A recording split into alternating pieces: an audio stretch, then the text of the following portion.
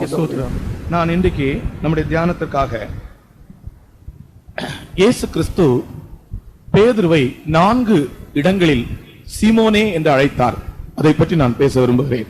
Today for our meditation I would like to speak about how Lord Jesus Christ called Peter as Simon in 4 places. ಇವತ್ತು ನಾನು ನಿಮ್ಮ ಮುಂದೆ ಪೇತ್ರನನ್ನು ಸೀಮೋನನೇ ಎಂಬುದಾಗಿ ಯೇಸು 4 ಸಾರಿ ಕರೆದರು. ಅದನ್ನು ಕುರಿತಾಗಿ ಮಾತನಾಡುತ್ತೇನೆ. ஒவ்வொரு முறை சீமோனே என்று கூப்பிட்ட போதும் ஒவ்வொரு முறையும் ஒவ்வொரு நோக்கமாயும் அர்த்தமாயும் இருந்தது. On each occasion when he called the word Simon, it had a definite purpose and a definite meaning. ಒಂದೊಂದು ಸ್ಥಳದಲ್ಲಿಯೂ ಆತನನ್ನು ಸೀಮೋನನೇ ಎಂದು ಕರೆಯುವಾಗ ಅದಕ್ಕೆ ಒಂದೊಂದು ಅರ್ಥವು ಉದ್ದೇಶವಾಗಿ ಇತ್ತು. நாம் இதை தெளிவாக வாசித்தால் நம்முடைய ஜீவியத்திலே நாம் அடைய வேண்டிய பிரயோஜனமாக अनेक காரியங்கள் உண்டு. If we would read this very clearly, there are many things that we need to attain through this. ಇದನ್ನು ಸ್ಪಷ್ಟವಾಗಿ ನಾವು ಓದುವಾಗ ಇದರ ಮೂಲಕವಾಗಿ ಅನೇಕ ಕಾರ್ಯಗಳನ್ನು ನಾವು ಪಡೆದುಕೊಳ್ಳಬೇಕಾಗಿದೆ. மத்தேயு 16ஆம் அதிகாரம் 16ஆம் வசனத்திலே முதலாவதாக இயேசு பேதுருவை சீமோனே என்று அழைக்கிறார். In Matthew's Gospel 16:16, for the first time Lord Jesus Christ calls Peter to be as Simon. ಮತ್ತಾಯ ಸುವಾರ್ತೆ 16ನೇ ಅಧ್ಯಾಯ 16ನೇ ವಾಕ್ಯದಲ್ಲಿ ಪ್ರಥಮ ಸಾರಿ ಯೇಸು ಪೇತ್ರನನ್ನು ಸೀಮೋನನೇ ಎಂದು ಕರೆಯುತ್ತಾನೆ. 16 17 ವಚನங்களை வாசிப்போம். Verses 16 and 17 let us read. 16 17ನೇ ವಾಕ್ಯವನ್ನು ಓದೋಣ. ಸೀಮೋನ್ ಪೇತ್ರನು ನೀನು ಬರಬೇಕಾಗಿರುವ ಕ್ರಿಸ್ತನು ಜೀವಸ್ವರೂಪನಾದ ದೇವರ ಕುಮಾರನು ಎಂದು ಉತ್ತರ ಕೊಟ್ಟನು. ಅದಕ್ಕೆ ಯೇಸು ಯೋನನ ಮಗನಾದ ಸೀಮೋನನೇ ನೀನು ಧನ್ಯನು, ಈ ಗುಟ್ಟು ನಿನಗೆ ತಿಳಿಸಿದವನು ನರ ಮನುಷ್ಯನಲ್ಲ, ಪರಲೋಕದಲ್ಲಿರುವ ನನ್ನ ತಂದೆಯೇ ತಿಳಿಸಿದನು. And Simon Peter answered and said, Thou art the Christ, the Son of the living God. And Jesus answered and said unto him, Blessed art thou, Simon Bar-Jonah, for flesh and blood hath not revealed it unto thee, but my Father which is in heaven.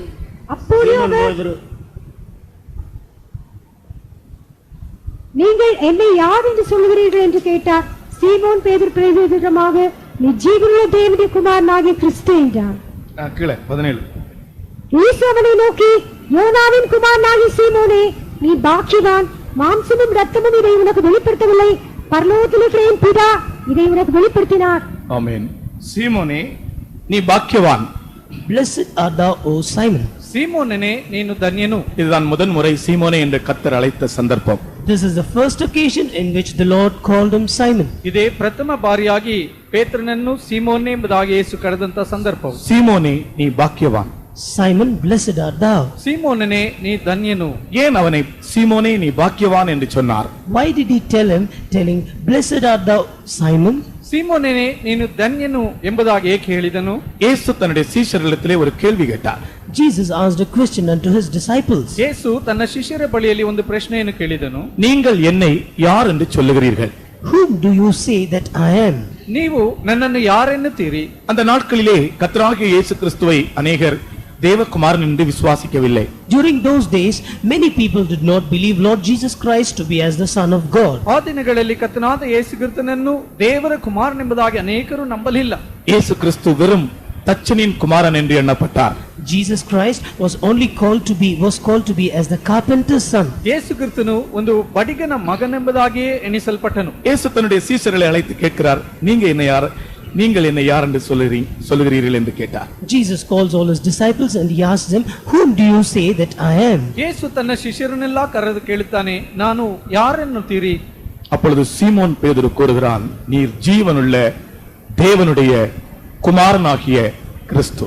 Then Simon Peter answered and said, Thou art the Christ, the Son of the living God. ಅದಕ್ಕೆ ಪೇತ್ರನು, ನೀನು ಜೀವ ಸ್ವರೂಪನಾದ ದೇವರ ಮಗನಾಗಿರುವ ಕ್ರಿಸ್ತನು ಅಂದನು. இயேசு கிறிஸ்து தேவகுமாரன் என்ற வெளிப்பாடு யாருக்குள் உண்டாகிறதோ அவர்கள் பாக்கியவான்கள்.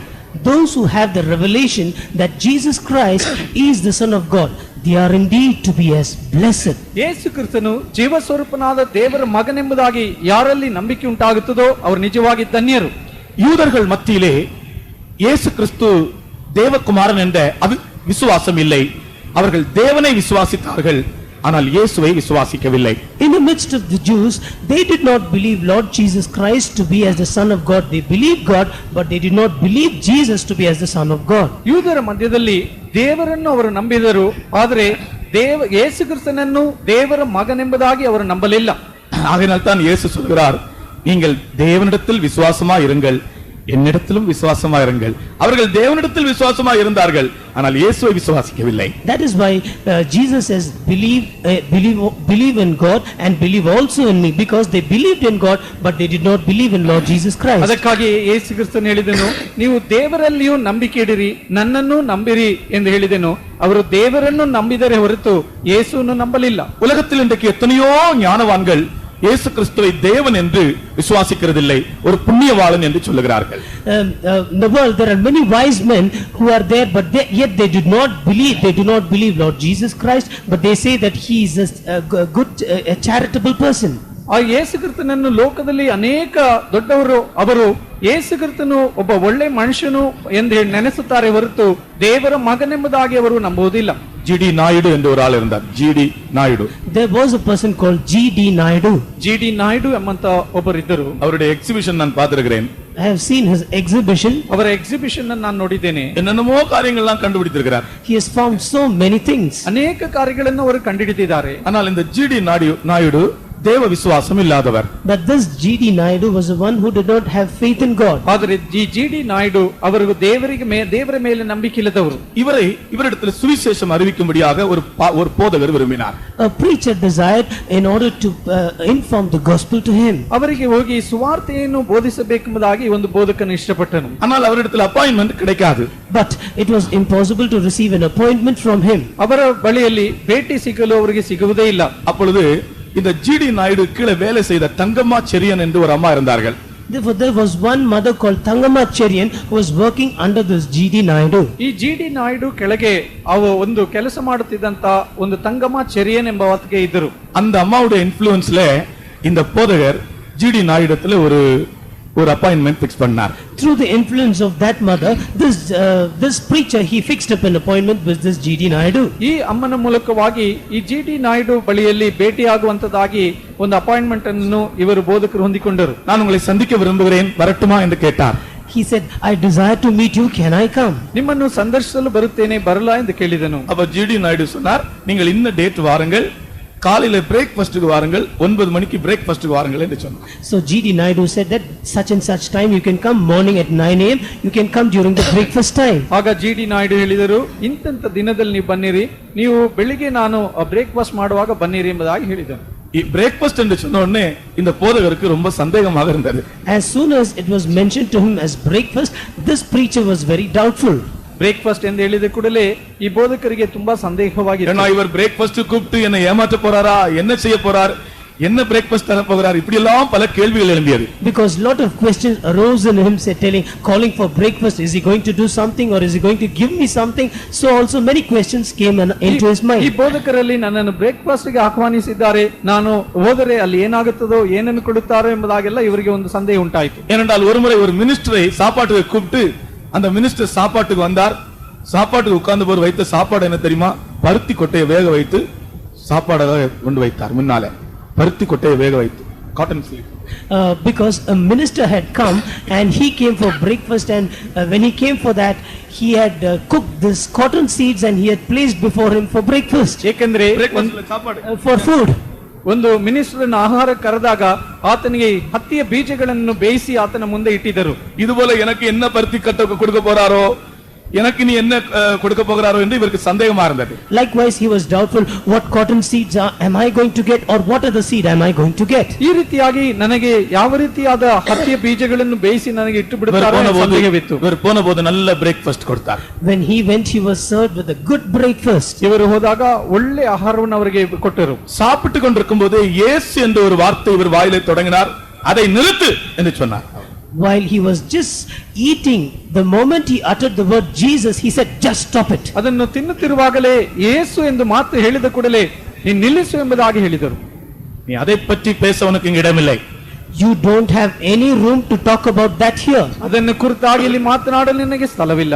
இந்த போதகர் என்ன சொன்னார் தெரியுமா? Do you know what this preacher said? ಈ ಬೋಧಕರು ಏನ್ ಹೇಳಿದರು ಗೊತ್ತೋ? அவர் கேட்டாலும் கேட்காவிட்டாலும் இருக்கட்டும் என்று சொல்லி 14 வருஷமாய் ஆஸ்மாவின் வியாதியிலே கஷ்டப்பட்டேன், இயேசு சுகமாக்கினார் என்று சொல்லி முடித்து விட்டார். Whether he hears or whether he listens or not, for 14 years I was suffering with asthma and the Lord healed me, he said, and he finished it off. ಅವರು ಕೇಳಿದರು ಕೇಳದಿದ್ದರೂ ಹೋಗಲಿ, ನಾನು 14 ವರ್ಷದಿಂದ ಆಸ್ಮಾ ರೋಗದಿಂದ ನಾನು ಕಷ್ಟಪಡುತ್ತಿದ್ದೆ, ಯೇಸು ನನ್ನನ್ನು ಸೌಖ್ಯಪಡಿಸಿದ ಎಂದು ಹೇಳಿ ನಿಲ್ಲಿಸಿದನು. அதை கேட்ட உடனே பேசவில்லையா? ஆஸ்மா வியாதியிலிருந்து சுகம் கிடைத்ததா? இப்படி விரல வைத்தார்.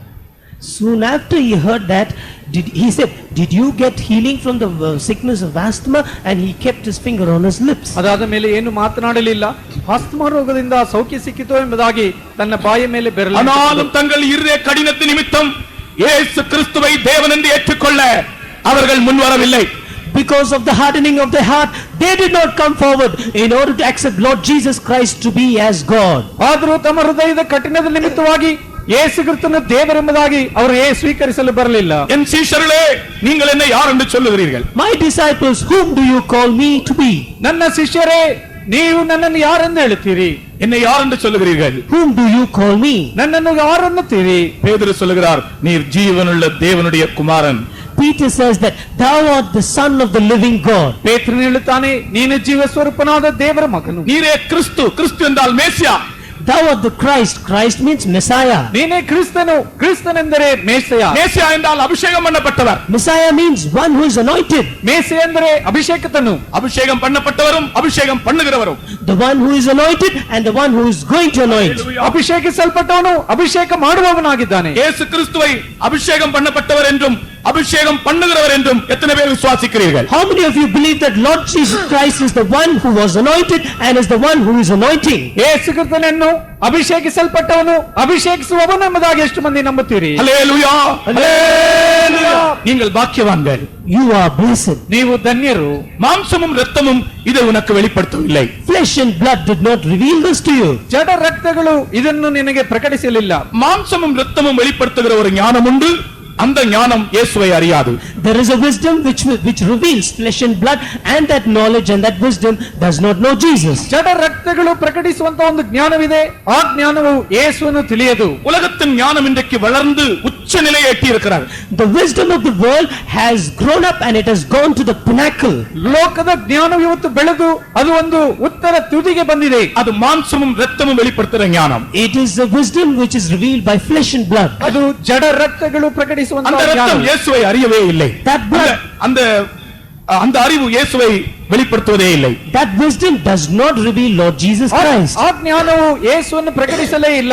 ஆகையால் தான் ஒரு விஞ்ஞானிக்கு இயேசுவை பற்றி அறிய முடியாது. That is why a scientist cannot understand about Jesus. ಆದ್ರಿಂದ ಒಂದು ವಿಜ್ಞಾನಿಗೆ ಯೇಸುವನ್ನು ಕುರಿತು ತಿಳಿಕೊಳ್ಳಲು ಸಾಧ್ಯವಿಲ್ಲ. சர் ஐசக் நியூட்டன் சொன்னார். Sir Isaac Newton said, sir Isaac Newton ಹೇಳಿದರು. யாரோ அவரிடத்தில் கேட்டார்களாம், உங்கள் கண்டுபிடிப்புகளில் எல்லாம் விசேஷமானது என்ன என்று. somebody asked him, what is the most special thing about all your discoveries? ನಿಮ್ಮ ಕಂಡುಹಿಡಿಕೆಯಲ್ಲಿ ಎಲ್ಲ ವಿಶೇಷವಾದದ್ದು ಯಾವುದೆಂಬುದಾಗಿ ಒಬ್ಬರು ಕೇಳಿದರು. என்னுடைய பாவங்களை நீக்கி என்னை கழுவி சுத்திகரிக்கும்படியாக இயேசுவின் இரத்தம் தான் என்னுடைய பாவங்களை கழுவ முடியும் என்று நான் கண்டுபிடித்திருக்கிறேன். அதுதான் என் கண்டுபிடிப்புகளின் விசேஷம். The greatest speciality of all my discoveries is that the blood of Jesus is able to cleanse and clean and purge all my sins. That ಕರ್ತನಾದ is, ಯೇಸು ಕ್ರಿಸ್ತನ ರಕ್ತವು ನನ್ನೆಲ್ಲಾ ಪಾಪಗಳನ್ನು ತೊಳೆದು ನನ್ನನ್ನು ಬಿಡಿಸುವಂತದಾಯಿತಲ್ಲ, ಅದನ್ನು ಕಂಡಿಡಿದೆ. ಅದೇ ನನ್ನ ಕಂಡಿಡುವಿಕೆಯಲ್ಲಿ ಅತಿ ದೊಡ್ಡ ಕಂಡಿಡುವಿಕೆ ಎಂದು பாருங்கள், ஒரு விஞ்ஞானி சொன்ன வார்த்தை. look what a scientist said. ನೋಡಿರಿ, ಒಂದು ವಿಜ್ಞಾನಿ ಹೇಳಿದಂತ ಮಾತು. இதுபோல பேதுரு இயேசுவை குறித்து இப்படிப்பட்ட ஒரு அறிவுடையவனாயிருந்தான். Likewise, Peter had such a knowledge about Jesus. ಈ ರೀತಿಯಾಗಿ ಪೇತ್ರನು ಯೇಸುವನ್ನು ಕುರಿತಾದ ಇಂಥ ಜ್ಞಾನವುಳ್ಳವನಾಗಿದ್ದನು. கர்த்தருக்கு ஸ்தோத்திரம். Praise the Lord. ದೇವನಾಮಕ್ಕೆ ಸ್ತೋತ್ರ. அவர் சொன்னார், இயேசு சொன்னார், Jesus said, ಯೇಸು ಹೇಳಿದನು, நீ பேதுருவாய் இருக்கிறாய். you are Peter. ನೀನು ಪೇತ್ರನಾಗಿದ್ದೀಯಾ. இந்த கல்லின் மேல் என் சபையை கட்டுவேன். Upon this stone will I build up my church. ಈ ಬಂಡೆಯ ಮೇಲೆ ನನ್ನ ಸಭೆಯನ್ನು ಕಟ್ಟುವೆನು. சிலர் சொல்லுகிறார்கள், பேதுருதான் அந்த கல் என்று. Some say that Peter is that stone. ಕೆಲವರು ಹೇಳುತ್ತಾರೆ ಪೇತ್ರನೇ ಆ ಬಂಡೆ. ஒரு ரோமன் கேத்தலிக் ஃபாதர் ஃபேசட்டவுன் ஃபெய்த் ஹோமுக்கு வருவார். A Roman Catholic father used to come to our Frasertown Faith Home. ಒಂದು ರೋಮನ್ ಕ್ಯಾಥಲಿಕ್ ಫಾದರ್ ನಮ್ಮ ಫ್ರೇಸರ್ಟೌನ್ ಫೇತ್ ಹೋಮ್ அவருடைய பெயர் father Jo Alphonse. His name was Father Joe Alphonse. ಅವರ ಹೆಸರು ಫಾದರ್ ಜೋ ಅಲ್ಫೋನ್ಸ್. கிரேக்க பாஷை படித்தவர். He was the one who studied Greek. Greek ಭಾಷೆಯನ್ನು ಕಲಿತಂತವನು. அவரிடத்துல கேட்டேன், இந்த வசனம் எப்படி கிரேக்க பாஷையிலும் கேட்டேன். I asked him, how is this verse translated in Greek? ಈ ವಾಕ್ಯವು ಗ್ರೀಕ ಭಾಷೆಯಲ್ಲಿ ಹೇಗೆ ಇದೆ ಎಂಬುದಾಗಿ ಕೇಳಿದೆ. அவர் சொன்னார், He said, ಅವರು ಹೇಳಿದರು, "Tu as Petros, super hang Petrang, edifigatio ecclesiam meam." இதுதான் மூல பாஷையிலே அந்த நீ பேதுருவா இருக்கிறாய், இந்த கல்லின் மேல் என் சபையை கட்டுவேன். மூல பாஷையில் தெளிவா எழுதப்பட்டிருக்கிறது, "Tu as Petros," நீ ஒரு சிறிய கல்லா இருக்கிறாய். Tu os Petros means you are indeed a small stone. ತು ಆಸ್ ಪತ್ರಾಸ್ ಎಂದರೆ ನೀನು ಒಂದು ಸಣ್ಣ ಕಳ್ಳಾಗಿದೆಯಾ ಎಂಬುದಾಗಿ ಇದೆ. Super hang Petrang, Super hong Petron. Super ಹಾಂಗ್ ಪೆಟ್ರಾಂಗ್, super hang Petrang. ಸೂಪರ್ ಹಾಂಗ್ ಪೆಟ್ರಾಂಗ್. அது ஒரு 10 முறை வீட்ல போய் சொல்லு. ಅದು 10 கர்த்தருக்கு ஸ்தோத்திரம். Praise the Lord. ನಮಗೆ ಸೂತ್ರ. அப்படி என்றால் நான் ஒரு பெரிய கன்மலையாய் இருக்கிறேன். Which means I am a huge great rock. ನಾನು ದೊಡ್ಡ ಒಂದು ಬಂಡೆಯಾಗಿದ್ದೇನೆ. எடிபிகாசியோ எக்லிசியா மேயாம், இந்த கன்மலையின் மேல் என் சபையை கட்டுவேன். அப்படிதான் கர்த்தர் சொன்னார். That is how Lord said that upon this rock will I build up my church. ಈ ಬಂಡೆಯ ಮೇಲೆ ನನ್ನ ಸಭೆಯನ್ನು ಕಟ್ಟುವೆನು, ಆ ರೀತಿಯಾಗಿ ಯೇಸು ಹೇಳಿದನು. கர்த்தராகிய இயேசு கிறிஸ்துவாகிய கல்லின் மேல் இன்றைக்கு புதிய ஏற்பாட்டின் சபை கட்டப்பட்டுக் கொண்டிருக்கிறது. Today the New Testament church is built upon Lord Jesus Christ, who is the stone. ಕರ್ತನಾದ ಯೇಸು ಕ್ರಿಸ್ತನಾಗಿರುವ ಬಂಡೆಯ ಮೇಲೆ ಹೊಸ ಒಡಂಬಡಿಕೆ ಸಭೆ ಇವತ್ತು ಕಟ್ಟಲ್ಪಡುತ್ತಿದೆ. இந்த கல்லின் மேல் எவனாவது மோதினால் அவன் நொறுங்கி போவான். If anyone will dash himself against this stone, he will be crushed. ಈ ಕಲ್ಲಿನ ಮೇಲೆ ಯಾರಾದರೂ ಬಂದು ಬಡದರೆ ಆತನು ಜಜ್ಜಿ ಹೋಗುವನು. இந்த கல் எவன் மேலாவது விழுந்தால் அவன் நொறுங்கி போவான். And if the stone will fall upon anyone else, he will also be crushed. ಈ ಕಲ್ಲು ಯಾರ ಮೇಲಾದರೂ ಬಿದ್ದರೂ ಅವನು ಜಜ್ಜಿ ಹೋಗುವನು. இயேசு கிறிஸ்து தேவனுடைய குமாரன் என்ற விசுவாசத்தில் உங்கள் ஜீவியத்தை கட்டி எழுப்புங்கள். Build up your lives on the basis of telling that Jesus Christ is the Son of God. ಯೇಸು ಕ್ರಿಸ್ತನು ನಿಜವಾದ ಜೀವ ಸ್ವರೂಪನಾದ ಕ್ರಿಸ್ತನೆಂಬಂತ ಅದರ ಮೇಲೆ ನಿಮ್ಮ ಜೀವಿತವನ್ನು ಕಟ್ಟಿ ಬೀಸಿ. உங்களுக்கு பாவத்தினின்று பூரண விடுதலை கிடைக்கும். You will have an entire deliverance from sin. ನಿಮಗೆ ಪಾಪದ ಮೇಲೆ ಪೂರ್ಣ ಬಿಡುಗಡೆ இன்னைக்கு ಉಂಟಾಗುತ್ತದೆ. அநேகருக்கு பாவம் தான் பெரிய பிரச்சனையா இருக்கிறது. Today unto many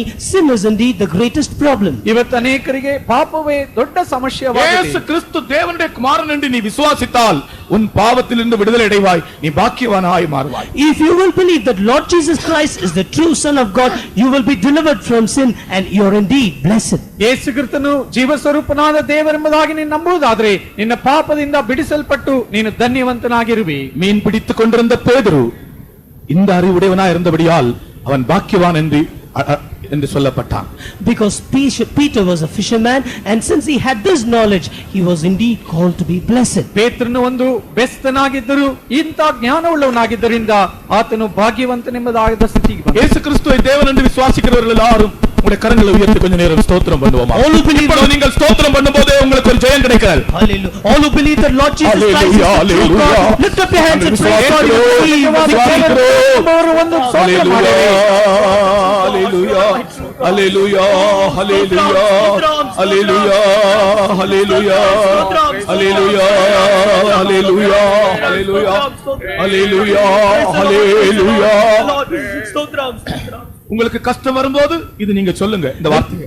When you face difficulties, you tell this word. ನಿಮಗೆ ಕಷ್ಟಗಳು ಬರುವಾಗ ಈ ಮಾತನ್ನು ಹೇಳಿರಿ. யாருக்காவது ஏதாவது ப்ராப்ளம்ஸ் உங்களுடைய ஜீவியத்திலோ குடும்பத்திலோ வந்தால் நீங்கள் இந்த வார்த்தையை சொல்லுங்கள். நீர் ஜீவனுள்ள தேவனுடைய குமாரனாகிய கிறிஸ்து நான் விசுவாசிக்கிறேன் சொல்லி கொஞ்ச நேரம் ஸ்தோத்திரம் பண்ணுங்கள்.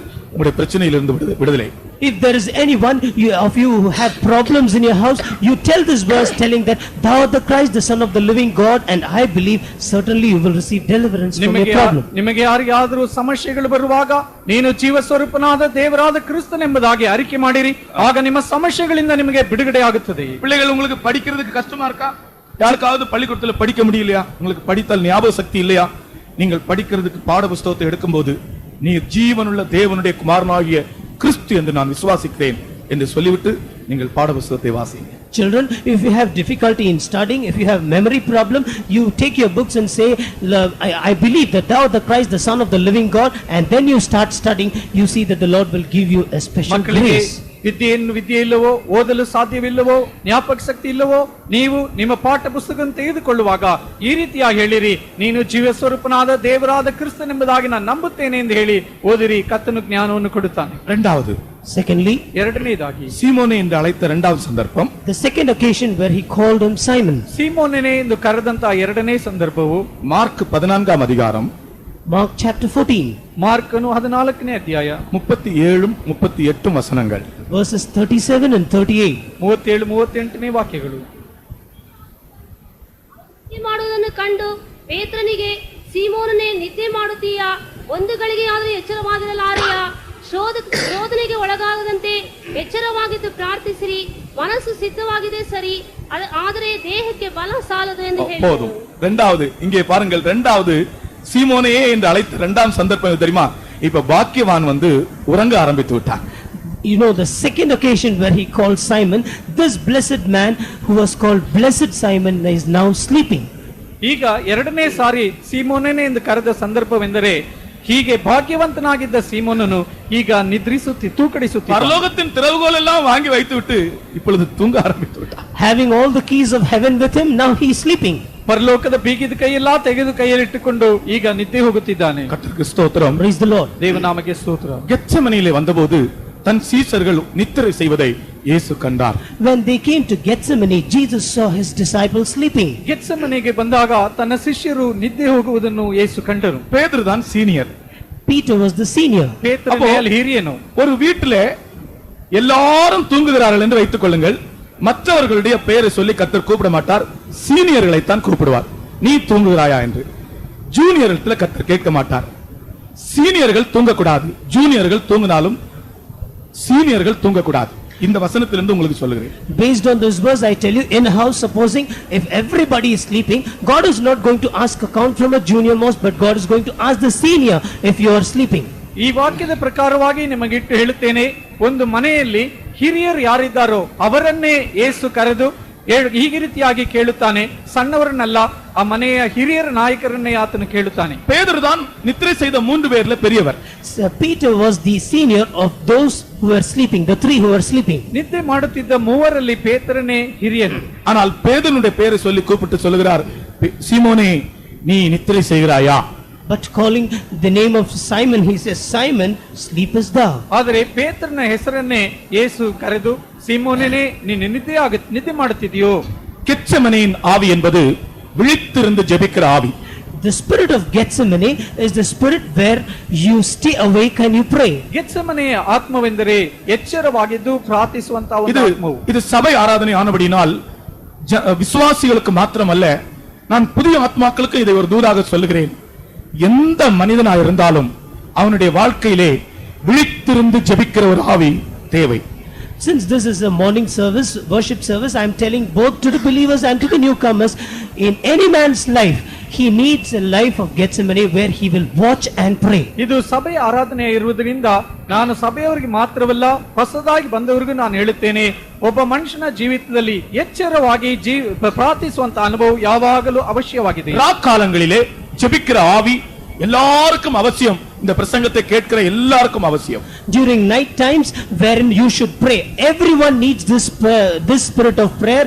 Those who hear, all should have this spirit. ರಾತ್ರಿ ಕಾಲಗಳಲ್ಲಿ ಎಚ್ಚರವಾಗಿದ್ದು ಪ್ರಾರ್ಥಿಸುವಂತ ಆತ್ಮವು ಎಲ್ಲರಿಗೂ ಅಗತ್ಯವಾಗಿದೆ. ಈ ಪ್ರಸಂಗವನ್ನು ಕೇಳುವ ಎಲ್ಲರಿಗೂ இயேசு கிறிஸ்து ஜீவனுள்ள தேவனுடைய குமாரன் என்ற வெளிப்படுத்தல் இருந்தாலும் நீ விழித்திருந்து ஜெபிக்காவிட்டால் சோதனையில் தோல்வி அடைந்து விடுவாய். Although you have the revelation that Jesus Christ is the Son of the living God, yet if you will not watch and pray, you will fall in temptation. ಯೇಸು ಕ್ರಿಸ್ತನು ಜೀವ ಸ್ವರೂಪನಾದ ದೇವರೆಂಬುದಾದ ನಂಬಿಕೆ ಇದ್ದರೂ ಸಹ ನೀನು ಎಚ್ಚರವಾಗಿದ್ದು ಪ್ರಾರ್ಥಿಸದೆ ಹೋದರೆ ಶೋಧನೆಯ ಸಮಯದಲ್ಲಿ ಬಿದ್ದು ಹೋಗುವಿ. இயேசு கேட்கிறார், 1 மணி நேரமாகலும் நீங்கள் என்னோடு விழித்திருக்க கூடாதா என்று கேட்டார். Jesus asked, couldst not thou watch at least for 1 hour? ಯೇಸು ಕ್ರಿಸ್ತನು ಕೇಳಿದನು, 1 ಗಂಟೆ ಹೊತ್ತಾದರೂ ನನ್ನೊಂದಿಗೆ ಎಚ್ಚರವಾಗಿದ್ದು ಪ್ರಾರ್ಥಿಸಬಾರದು? அருமையான விசுவாசிகளே, ராத்திரி வேளைகளிலே 1 மணி நேரமாகலும் குறைந்தபட்சம் நாம் தனியே இயேசுவோடு விழித்திருந்து ஜெபிக்க வேண்டும். Beloved believers, during night times, at least for 1 hour, along with Jesus, we will have to be watchful and we will have to pray. ಪ್ರಿಯವಾದವರೇ, ರಾತ್ರಿ ಕಾಲಗಳಲ್ಲಿ 1 ಗಂಟೆ ಹೊತ್ತಾದರೂ ನಾವು ಎಚ್ಚರವಾಗಿದ್ದು ಯೇಸುವೊಂದಿಗೆ ನಾವು ಪ್ರಾರ್ಥಿಸುತ್ತಾ ಇರಬೇಕು. இந்த அனுபவம் இல்லாவிட்டால் நீங்கள் இயேசுவுக்கு சாட்சிகளாக ஜீவிக்க முடியாது. If you will not have this experience, you cannot live a life of witness unto Jesus. ಈ ಅನುಭವ ಇಲ್ಲದಿದ್ದರೆ ನೀವು ಯೇಸುವಿಗೆ ಸಾಕ್ಷಿಗಳಾಗಿ ಜೀವಿಸಲು ಸಾಧ್ಯವಿಲ್ಲ. உங்களுடைய ஜீவியம் சாட்சியாக இருக்காது. Your life will not be a testimony. ನಿಮ್ಮ ಜೀವಿತ ಒಂದು ಸಾಕ್ಷಿಯಾಗಿರಲು நீங்கள் ಸಾಧ್ಯವಿಲ್ಲ. இயேசுவை மறுதலிக்க வேண்டியதா இருக்கும். You may have to deny Jesus. ನೀವು ಯೇಸುವನ್ನು ಅಲ್ಲಗಳೆಯಬೇಕಾಗಿರುತ್ತದೆ. உங்களுக்கு பயமும் நடுக்கமும் கலக்கமும் ஏற்படக்கூடும். Fire, fear, trouble and trembling may come to you. ನಿಮಗೆ ಭಯವು ಕಳವಳು ಭೀತಿ ಉಂಟಾಗುತ್ತದೆ.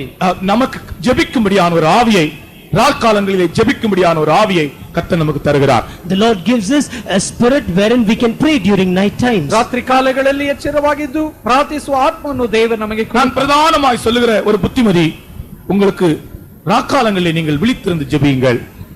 A counsel which I would like to primarily tell you is that during night times you watch and pray. ಪ್ರಧಾನವಾಗಿ ನಾನು ನಿಮಗೆ ಹೇಳುವಂತ ಬುದ್ಧಿವಾದವೇನೆಂದರೆ ರಾತ್ರಿ ಕಾಲಗಳಲ್ಲಿ ಎಚ್ಚರವಾಗಿದ್ದು ನೀವು ಪ್ರಾರ್ಥಿಸಿರಿ. ஏதாவது உங்களுக்கு பிரச்சனைகள் இருந்தால் வாழ்க்கையிலே ராக்காலங்களிலே தனியாக எழும்பி ஒரு மணி நேரம் கண்ணீர் விட்டு ஜெபியுங்கள். அந்த பிரச்சனை நிச்சயமாக பரிகரிக்கப்படும். If you have some problem in your life during night times, you watch and pray, shed tears and pray, certainly you will have a solution to that ಏನಾದರೂ problem. ಸಮಸ್ಯೆಗಳು ನಿಮ್ಮ ಜೀವಿತದಲ್ಲಿ ಇರುವುದಾದ್ರೆ ರಾತ್ರಿ ಕಾಲಗಳಲ್ಲಿ 1 ಗಂಟೆ ಹೊತ್ತು ಎಚ್ಚರವಾಗಿದ್ದು ಅಳುತ್ತಾ ಕಣ್ಣೀರು ಬಿಟ್ಟು ಪ್ರಾರ್ಥಿಸಿರಿ, ನಿಮ್ಮ ಸಮಸ್ಯೆಗಳು ನಿವಾರಿಸಲ್ಪಡುವುದು. ஜெப ஆவிக்கு விரோதமான ஆவிதான் நித்திரையின் ஆவி. The spirit of slumber is contrary to the spirit of prayer. ಪ್ರಾರ್ಥನೆಯ ಆತ್ಮಕ್ಕೆ ವಿರುದ್ಧವಾದ ಆತ್ಮವೇ ನಿದ್ದೆಯ ಆತ್ಮ. இன்றைக்கு எத்தனையோ பேருக்கு இந்த ஆவியின் மேல் ஜெயம் இல்லை. Many people do not have victory over this spirit. ಇವತ್ತು ಅನೇಕರಿಗೆ ಈ ನಿದ್ದೆಯ ಮೇಲೆ ಈ ಆತ್ಮದ ಮೇಲೆ ಒಂದು ಜಯವಿಲ್ಲ. எத்தனையோ தேவனுடைய பிள்ளைகளுக்கு ஜெபமே இல்லை. Many people of God, they don't have prayer at all. ಎಷ್ಟೋ ದೇವರ ಮಕ್ಕಳಲ್ಲಿ ಪ್ರಾರ್ಥನೆಯೇ ಇಲ್ಲ. சும்மா ஒரு இந்த குடும்ப ஜெபத்துக்கு ஏதாவது கொஞ்ச நேரம் உட்கார்ந்து ஒரு பாட்டு பாடிட்டு கொஞ்ச நேரம் ஒரு 15 நிமிஷம் ஏதோ ஜெபம் பண்ணிட்டு படுத்துருவாங்க.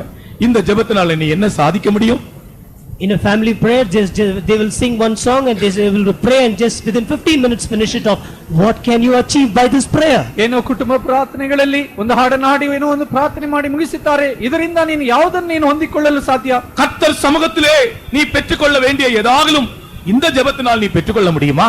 Can you ever receive anything from the presence of God by virtue of this prayer? ಈ ಪ್ರಾರ್ಥನೆ ಮೂಲಕವಾಗಿ ಏನಾದರೂ ಕರ್ತನ ಸನ್ನಿಧಾನದಲ್ಲಿ ನೀನು ಹೊಂದಿಕೊಳ್ಳಲು தனியே ಸಾಧ್ಯವೋ? எழும்புங்கள், தனியே எழும்புங்கள், You rise up alone, ಒಂಟಿಯಾಗಿ ಎದ್ದೇಳಿರಿ, கண்ணீர் விடுங்கள், shed tears. ಕಣ್ಣೀರ್ ಸುರಿಯಿರಿ. கண்ணீரோடே கர்த்தாவே உந்தன் முகம் தேடுவே, கண்ணீரோடே கர்த்தாவே உந்தன் முகம் தேடுவே, தண்ணீர் தொடாதமா மாறுதல் கண்களோ விண்ணப்பம் கேட்டிடுவே, தண்ணீர் தொடாதமா மாறுதல் கண்களோ விண்ணப்பம் கேட்டிடுவே. நள்ளிரவே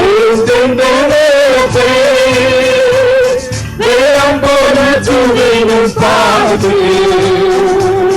நள்ளிரவேழும் தெந்த விளக்கே, பாடுத்து பள்ளிடும் நீரோ எங்கள் வேண்டுதல், தாயில்லையே நின்றாயே எங்குமே, தள்ளிடுவீரோ எங்கள் வேண்டுதல், தாயில்லையே நின்றாயே கெஞ்சுமே.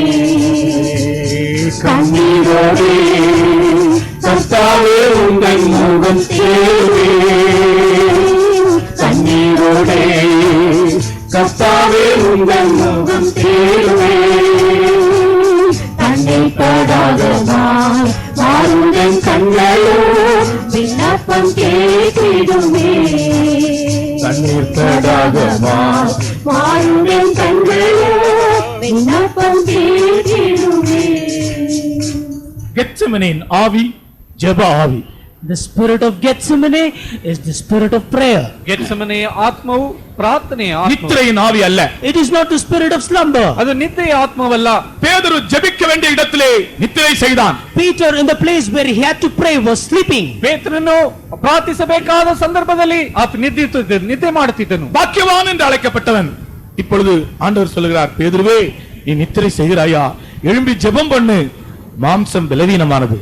The one who was called blessed now is sleeping, and the Lord is telling him, Peter, sleepest thou? Indeed, the flesh indeed is weak, but the spirit is the spirit indeed is weak. ಧನ್ಯನಾಗಿದ್ದವನ್ನ ನೋಡಿ ஆவி உற்சாகம் உள்ளது, மாம்சமோ பலவீனமானது.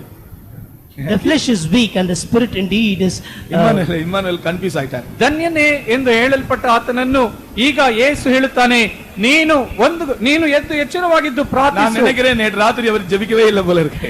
I think he did not pray last night. கர்த்தருக்கு ஸ்தோத்திரம். Praise the Lord. ದೇವನಾಮಕ್ಕೆ ಸ್ತೋತ್ರ. Interpret பண்றவங்க 1.5 மணி நேரமாவது ஜெபிக்கணும். Those who interpret should pray at least for 1.5 hours. Interpretation ಮಾಡುವವರು ಒಂದೂವರೆ ಗಂಟೆ ಆದ್ರೂ ಪ್ರಾರ್ಥಿಸಬೇಕು. பாஸ்டர் சி ஜான் சொன்னார், பிரசங்கம் பண்றவங்க 5 மணி நேரம் ஜெபிக்கணுமா. Pastor C. John used to say, those who preach must pray for 5 hours.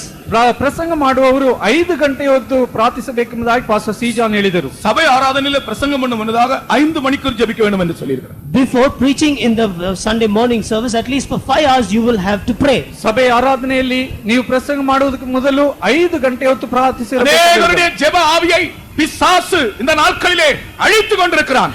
Devil is destroying many people their spirit of prayer. ಅನೇಕರ ಪ್ರಾರ್ಥನೆಯಾತ್ಮವನ್ನು ಸೈತಾನ ಈ ದಿನಗಳಲ್ಲಿ ಆತ ನಶಿಸುತ್ತಿದ್ದಾನೆ. அநேகர் கன நித்திரையின் ஆவியால் நிரம்பி இருக்கிறார்கள். Many people are filled with the spirit of slumber. ಅನೇಕರು ಘನ ನಿದ್ರೆಯ ಆತ್ಮದಿಂದ ಆತನು ತುಂಬಿದ್ದಾರೆ.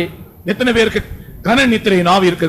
கண்களை மூடுங்க, கைகளை உயர்த்துங்க. How many of you have the spirit of slumber? Close your eyes and ஜெபிக்க முடியாதபடி நித்திரை, unable to pray, you have sleep. ಘನ ನಿದ್ರೆಯ ಆತ್ಮ ಇರುವವರು ಕೈ ಎತ್ತಿರಿ. அந்த ஆவியை இயேசுவின் நாமத்தில் நான் சபிக்க போகிறேன். I am going to curse that spirit in the name of Jesus. ಆ ಆತ್ಮವನ್ನು ಯೇಸುವಿನ ஜெபிக்க ನಾಮದಲ್ಲಿ விடாதபடிக்கு, ಶಪಿಸುತ್ತೇನೆ.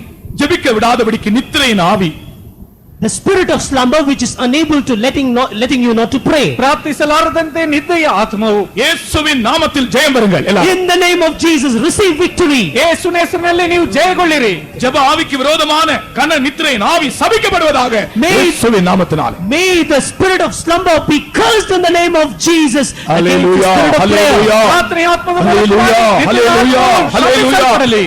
ஆமென். Hallelujah. கர்த்தருக்கு ஸ்தோத்திரம். Praise the Lord. ದೇವನಾಮಕ್ಕೆ ಸ್ತೋತ್ರ. மூன்றாவது, Thirdly, ಮೂರನೇದಾಗಿ பேதுருவை சீமோனே என்று அழைத்த மூன்றாம் சந்தர்ப்பம். the third occasion where he called Peter to be a Simon. ಪೇತ್ರನನ್ನು ಸೀಮೋನನೇ ಎಂದು ಕರೆದಂತ ಸಂದರ್ಭವು லூக்கா 22:31 வசனத்திலே Luke 32:31. ಲೂಕನು 22:31 சீமோனே, கோதுமையை புடைக்கிறது போல புடைக்கும்படி சாத்தான் உன்னை என்னிடத்தில் உத்தரவு கேட்டுக்கொண்டான், ஆனால் நானோ உனக்காக வேண்டிக் கொண்டேன். Simon, behold, Satan hath desired to have you, that he may sift you as a wheat, but I have prayed for thee. ಸೀಮೋನನೇ ನೋಡು, ಸೈತಾನನು ನಿನ್ನ ಗೋಧಿಗಂತೆ ಒಣೆಯಬೇಕೆಂದು ಅಪ್ಪಣೆ ಕೇಳಿಕೊಂಡನು. ಆದರೆ ನಿನ್ನ ನಂಬಿಕೆ ಕುಂದಿ ಹೋಗಬಾರದೆಂದು ನಾನು ನಿನ್ನ ವಿಷಯದಲ್ಲಿ ದೇವರ ಬಳಿಯಲ್ಲಿ ವಿಜ್ಞಾಪಿಸಿದೆ. லூக்கா 22:31 வாசிக்கிறோம். Luke 22:31 we read. ಲೂಕನ ಸುವಾರ್ತೆ 22:31 ಓದುತ್ತೀವಿ. என்ன நடந்திருக்கிறது தெரியுமா? Do you know what has happened? ಏನು ನಡೆಯದಿದೆ ಗೊತ್ತೋ? சாத்தான் போய் இயேசுவினிடத்துல கேட்டிருக்கிறான், அந்த பேதுரு இருக்கிறானே, அவனை கொஞ்ச நேரத்துக்கு என் கையில கொடும், நான் அவனை பார்க்கிறேன், அவன் அப்போஸ்தலனா, அவன் சீஷனா, நான் பார்த்து விடுகிறேன் என்று இயேசுவிடத்துல போய் கேட்டிருக்கிறான். Satan has gone and besought Lord Jesus Christ, telling that Simon, he is there. Now I want to now give him for some time into my hands. I want to test whether he is a disciple or whether he is an apostle. ಏನು ನಡೆದಿದೆ ಎಂದರೆ, ಸೈತಾನನು ಯೇಸುವಿನ ಬಳಿಯಲ್ಲಿ ಹೋಗಿ, ಆ ಸೀಮೋನನ್ನು ಸ್ವಲ್ಪ ಹೊತ್ತು ನನ್ನ ಕೈಯಲ್ಲಿ ಕೊಡು, ಆತನು ಶಿಷ್ಯನೋ ಆತನ ಅಪೊಸ್ತಲನೋ ಎಂಬುದಾಗಿ ನಾನು ತೋರಿಸುತ್ತೇನೆ. நீர் அவனை பாக்கியவான் என்றெல்லாம் சொன்னீரே, You have called him to be blessed. ನೀನು ಆತನನ್ನು ಧನ್ಯನೆಂಬುದಾಗೆಲ್ಲ ಹೇಳಿದೆಯಲ್ಲ. பரலோக ராஜ்யத்தின் திறவுகோலை கையில கொடுத்தீரே, You have given him the keys of the kingdom of heaven. ಪರಲೋಕ ರಾಜ್ಯದ ಬೀಗದ ಕೈಯನ್ನು ಆತನಿಗೆ ಕೊಟ್ಟಿಲ್ಲ. அவன் பாக்கியவானா இல்லையா? கொஞ்ச நேரம் என் கையில கொடு, நான் பார்க்கிறேன். Give him for a short time into my hands and let me see whether he is blessed or not. ಸ್ವಲ್ಪ ಹೊತ್ತು ನನ್ನ ಕೈಯಲ್ಲಿ ಆತನನ್ನು ಒಪ್ಪಿಸು, ಅವನು ಧನ್ಯನೋ ಇಲ್ಲವೋ ಎಂದು ತೋರಿಸುತ್ತೇನೆ. என் கையில கொடும், நான் அவனுடைய கையில் இருக்கிறதான பரலோகத்தின் திறவுகோல் எங்க போகிறது பார்க்கிறேன். Give him into my hands and now let me see as to where those keys of heaven are seen now. ನನ್ನ ಕೈಯಲ್ಲಿ ಸ್ವಲ್ಪ ಹೊತ್ತು ಆತನನ್ನು ಒಪ್ಪಿಸು, ಪರಲೋಕದ ಬೀಗದ ಕೈ ಎಲ್ಲಿ ಹೋಗುತ್ತದೆ ಎಂಬುದಾಗಿ ನಾನು ನೋಡುತ್ತೇನೆ. இது கர்த்தருக்கு ஏற்கனவே ஒரு அனுபவம் இருக்கிறது இப்படிப்பட்ட ஒரு காரியத்துல. Regarding this matter, the Lord has already got an experience. ಈ ಕಾರ್ಯದಲ್ಲಿ ಕರ್ತನಿಗೆ ಒಂದು ಅನುಭವ ಮೊದಲೇ ಇದೆ. யோபனுடைய விஷயத்திலே பிசாசு போய் கர்த்தரிடத்துல கேட்டான், அந்த யோபை என் கையில கொடும், நான் கொஞ்ச நேரத்துல பார்க்கிறேன். In the matter concerning Job, he already knows that give that Job into my hands for some time. So he already has that experience about Job. ಯೋಬನ ಕಾರ್ಯದಲ್ಲಿ ಯೋಬನನ್ನು ನನ್ನ ಕೈಗೆ ಸ್ವಲ್ಪ ಹೊತ್ತು ಒಪ್ಪಿಸು, ನಾನು ಅವನನ್ನು ನೋಡಿಕೊಳ್ಳುತ್ತೇನೆ ಎಂದು ಕೇಳಿದನು. ஆனால் யோபை கர்த்தர் கையில ஒப்பு கொடுத்தார். யோபை நம்பி ஒப்பு கொடுத்தார். ஆனால் இப்பொழுதோ பேதுருவை ஒப்பு கொடுக்கவில்லை. பேதுருடைய விஷயத்திலே கர்த்தர் சொல்லுகிறார், பேதுருவே, சாத்தான் உன்னை என்னிடத்தில் கேட்டுக்கொண்டான், நான் உன்னை ஒப்பு கொடுக்கவில்லை, உனக்காக நான் வேண்டிக் கொண்டேன். In the matter concerning Job, the Lord trusted and gave him into his hands. But in the matter concerning Peter, the Lord did not give him into his hand. But he says that Peter, the Satan had besought so that he might sift you. But I have prayed so that your faith may fail not. ಯೋಬನ ವಿಷಯದಲ್ಲಿ ದೇವರು ಆತನನ್ನು ನಂಬಿ ಒಪ್ಪಿಸಿದನು. ಆದರೆ ಪೇತ್ರನ ವಿಷಯದಲ್ಲಿ ನಾನು ನಿನ್ನನ್ನು ಒಪ್ಪಿಸುವುದಿಲ್ಲ, ಸೈತಾನನ ಬಳಿಯಲ್ಲಿ ಕೇಳಿದನು, ನಿನ್ನನ್ನು ಒಣೆಯುವುದಕ್ಕಾಗಿ ಕೊಡು ಎಂಬುದಾಗಿ, ಆದರೆ ನಿನಗಾಗಿ ನಾನು ಬೇಡಿಕೊಂಡೆನೆಂಬುದಾಗಿ ಹೇಳುತ್ತಾನೆ. கோதம்பு போல் என்னை பாற்றிடுவான் அனுவாதத்தினாய் சாத்தான். கோதம்பு போல் என்னை பாற்றிடுவான் அனுவாதத்தினாய் சாத்தான். சாரத்தனங்களும் எங்களும் பிரியனும் விசுவாசம் போகாது சூழ்ச்சிக்கதா. கர்த்தருக்கு ஸ்தோத்திரம். நான் இந்த பாட்டெல்லாம் பாடிடுவேன்னு சொல்லிட்டு சாத்தான் வந்து இந்த தொண்டையில பிடிச்சிட்டு இருக்கான். Satan is now catching hold of my throat because I will sing all these songs. ಈ ಹಾಡೆಲ್ಲ ನಾನು ಹಾಡಿ ಬಿಡುತ್ತೇನೆ ಎಂಬುದಾಗಿ ಸೈತಾನ್ ನನ್ನ ಗಂಟಲನ್ನು ಹಿಡಿದು ಬಿಟ್ಟಿದ್ದಾನೆ. கர்த்தருக்கு ஸ்தோத்திரம். Praise the Lord. ದೇವನಾಮಕ್ಕೆ ಸ್ತೋತ್ರ. பிரியமானவர்களே, மலையாளத்தில் இந்த பாட்டு கோதம்பு போல் பாற்றும்படி, கோதுமையை புடைக்கிறது போல் புடைக்கும்படிக்கு சாத்தான் போய் கேட்டான், ஆனாலும் நான் உனக்காக வேண்டிக் கொண்டேன். In Malayalam, this song goes like this, that Satan besought so that he might sift you like wheat, but I have prayed for you. ಮಲಯಾಳದ ಹಾಡು ಹೀಗಿದೆ, ಸೈತಾನನು ನಿನ್ನನ್ನು ಒಣೆಯುವುದಕ್ಕಾಗಿ ನನ್ನನ್ನು ಕೇಳಿದನು, ನಾನು ನಿನಗಾಗಿ நீ ಬೇಡಿಕೊಂಡೆ. பெருமை பாராட்டாதே, மேன்மை பாராட்டாதே. பிசாசு உன்னை ஆண்டவரிடத்திலே கேட்டான், ஆண்டவர் உன்னை ஒப்பு கொடுக்கவில்லை, உனக்காக வேண்டிக் கொண்டார். ஆகையினால் தான் இன்றைக்கு நீ இப்படி இருக்கிறாய். You do not be proud, you do not boast yourself. Satan had asked you, and the Lord, since he has not surrendered you into the hands of Satan, you are in this place right now. ನೀನು ಗರ್ವಗೊಳ್ಳಬಾರದು, ಹೆಮ್ಮೆ ಪಡಬಾರದು. ಸೈತಾನನು ನಿನ್ನನ್ನು ಆತನ ಕೈಯಲ್ಲಿ ಕೇಳಿದನು, ಆದರೆ ದೇವರು ನಿನಗಾಗಿ ಬೇಡಿಕೊಂಡನು. சாத்தான் உன்னை புடைக்கும்படியாக ஆண்டவரிடத்தில் உத்தரவு கேட்டுக்கொண்டான். Satan, in order to sift you, had asked permission from the Lord. ನಿನ್ನನ್ನು ಒಣೆಯುವುದಕ್ಕಾಗಿ ಸೈತಾನನು ದೇವರ ಬಳಿಯಲ್ಲಿ ಉತ್ತರ ಕೇಳಿದನು. நீ கோதுமை மணியா இருக்கிறாயா அல்லது பதரா இருக்கிறாயா? Are you a grain of wheat or are you as the chaff? ನೀನು ಗೋಧಿ ಕಾಳಾಗಿದ್ದೀಯೋ ಅಲ್ಲದ್ರೆ ಹೊಟ್ಟಾಗಿದ್ದೀಯೋ? இயேசு சொன்னார், நான் உனக்காக வேண்டிக் கொண்டேன். Jesus said that I have prayed for you. ಯೇಸು ಹೇಳಿದನು, ನಾನು ನಿನಗಾಗಿ ಪ್ರಾರ್ಥಿಸಿದೆ. உன்னுடைய ஜெபம் அல்ல, It is not your prayer. ನಿನ್ನ ಪ್ರಾರ್ಥನೆ ಅಲ್ಲ. சில ஆட்கள் சொல்லுவாங்க, நான் 40 நாள் உபவாசம் எடுத்தேன், அதனால தான் இது கிடைத்ததுன்னு சொல்லுவாங்க. Some people will say for 40 days I fasted, that is how I received this. ಕೆಲವರು ಹೇಳುತ್ತಾರೆ, ನಾನು 40 ದಿನಗಳು ಉಪವಾಸ ಮಾಡಿದೆ, ಆದ್ದರಿಂದಲೇ ಇದು ಸಿಕ್ಕಿತು. சொல்லாதீர்கள் தயவு செய்து. Do not please say that. ದಯವಿಟ್ಟು ಅದನ್ನು ಹೇಳಬೇಡಿ. இயேசு சொல்லுகிறார், உனக்காக நான் வேண்டிக் கொண்டேன். Jesus says that I have prayed for you. ಯೇಸು ಹೇಳುತ್ತಾನೆ, ನಾನು ನಿನಗಾಗಿ ಪ್ರಾರ್ಥಿಸಿದೆ. சில ஆட்கள் ரொம்ப மேன்மையா பேசுவாங்க. Some people will talk, they will boast themselves. ಕೆಲವರು ತುಂಬಾ ಎಚ್ಚರಿಕೆಯಿಂದ ಮಾತನಾಡಿಕೊಳ್ಳುತ್ತಾರೆ. நான் 8 நாள் உபவாசம் எடுத்தேன், 8 days I fasted. 8 ದಿನಗಳು ನಾನು ಉಪವಾಸ ಮಾಡಿದೆ. இந்த உபவாசத்தினால தான் எனக்கு இப்படி வந்ததுன்னு நினைக்க கூடாது நீங்கள். Don't think that I received this because of this fasting. ಈ ಉಪವಾಸದಿಂದಲೇ ಹೀಗೆ ಬಂತೆಂಬುದಾಗಿ ನೀವು ನೆನೆಸಬಾರದು. பிள்ளைகள் தயவு செய்து மீட்டிங் டைம்ல எழும்பி அங்கங்க போகணும். ஆராதனை சைலண்டா இருக்கணும். ಮಕ್ಕಳು ಯಾರು ಇಲ್ಲಿ ಅಲ್ಲಿ ಎದ್ದು ಹೋಗಬಾರದು. ಆರಾಧನೆ ಸಮಯದಲ್ಲಿ யாரும் அங்கங்க நடமாடக்கூடாது அவசியம் இல்லாம. Nobody must unnecessarily move around without any reason. ಅಗತ್ಯ ಇಲ್ಲದೆ ಯಾರು ಎದ್ದು ಅಲ್ಲಿ ಓಡಾಡಬಾರದು. ஆராதனைன்னு சொன்னா இப்படி கையை குப்பி கண் அடைத்து சொல்லப்படுகிற வசனங்களை கேட்டுக்கொண்டே இருக்க வேண்டும். Worship means you will have to fold your hands, close your eyes and listen to the verses which are told. ಆರಾಧನೆ ಅಂದ್ರೆ ಕೈಗಳನ್ನು ಹಿಡಿಕೊಂಡು ನೀವು ಕಣ್ಣುಗಳನ್ನು ಮುಚ್ಚಿ ದೇವರ ವಾಕ್ಯಗಳನ್ನು ಗಮನಿಸಿ ಕೇಳುತ್ತಾ ಇರಿ. என்னுடைய உபவாசம் என்று சொல்லாதீர்கள். Don't say it is my fasting. ಇದು ನನ್ನ ಉಪವಾಸವಾಗಿತ್ತು ಎಂದು ಹೇಳಬೇಡಿ. ஒரு பாஸ்டர் 41 நாள் உபவாசம் எடுத்தார். A certain pastor for 41 days he fasted. ಒಂದು ಪಾಲಕರು 41 ದಿನಗಳು ಉಪವಾಸ ಮಾಡಿದರು. 41 நாள். For 41 days. 41 ದಿನ. இயேசு கிறிஸ்து 40 நாள் தான் எடுத்தார். Jesus Christ fasted only for 40 days. ಯೇಸು ಕ್ರಿಸ್ತನು 40 ದಿನಗಳು ಮಾತ್ರ ಉಪವಾಸ ಮಾಡಿದರು. ஆனா இவங்க வந்து ஒண்ணு கூட சேர்த்து 41. So he has added one more day, plus 1 is 41. ಅದರೊಂದಿಗೆ ಒಂದು ದಿನ ಸೇರಿಸಿ 41 ದಿನ ಇವರು ತೆಗೆದಿದ್ದಾರೆ. சிலர் அட்வான்ஸ் கொடுக்கும்போது 1001 கொடுப்பாங்க, இல்ல விட்டா 101 கொடுப்பாங்க. Some people while giving advance payment they will give 1001 if not 101. ಕೆಲವರು ಅಡ್ವಾನ್ಸ್ ಕೊಡುವಾಗ 1001 ಇಲ್ಲ 101 ಕೊಡುತ್ತಾರೆ. என்ன நடந்தது தெரியுமா? Do you know what happened? ಏನ್ ನಡೆಯಿತು ಗೊತ್ತೋ? 41 நாள் உபவாசம் முடியுது.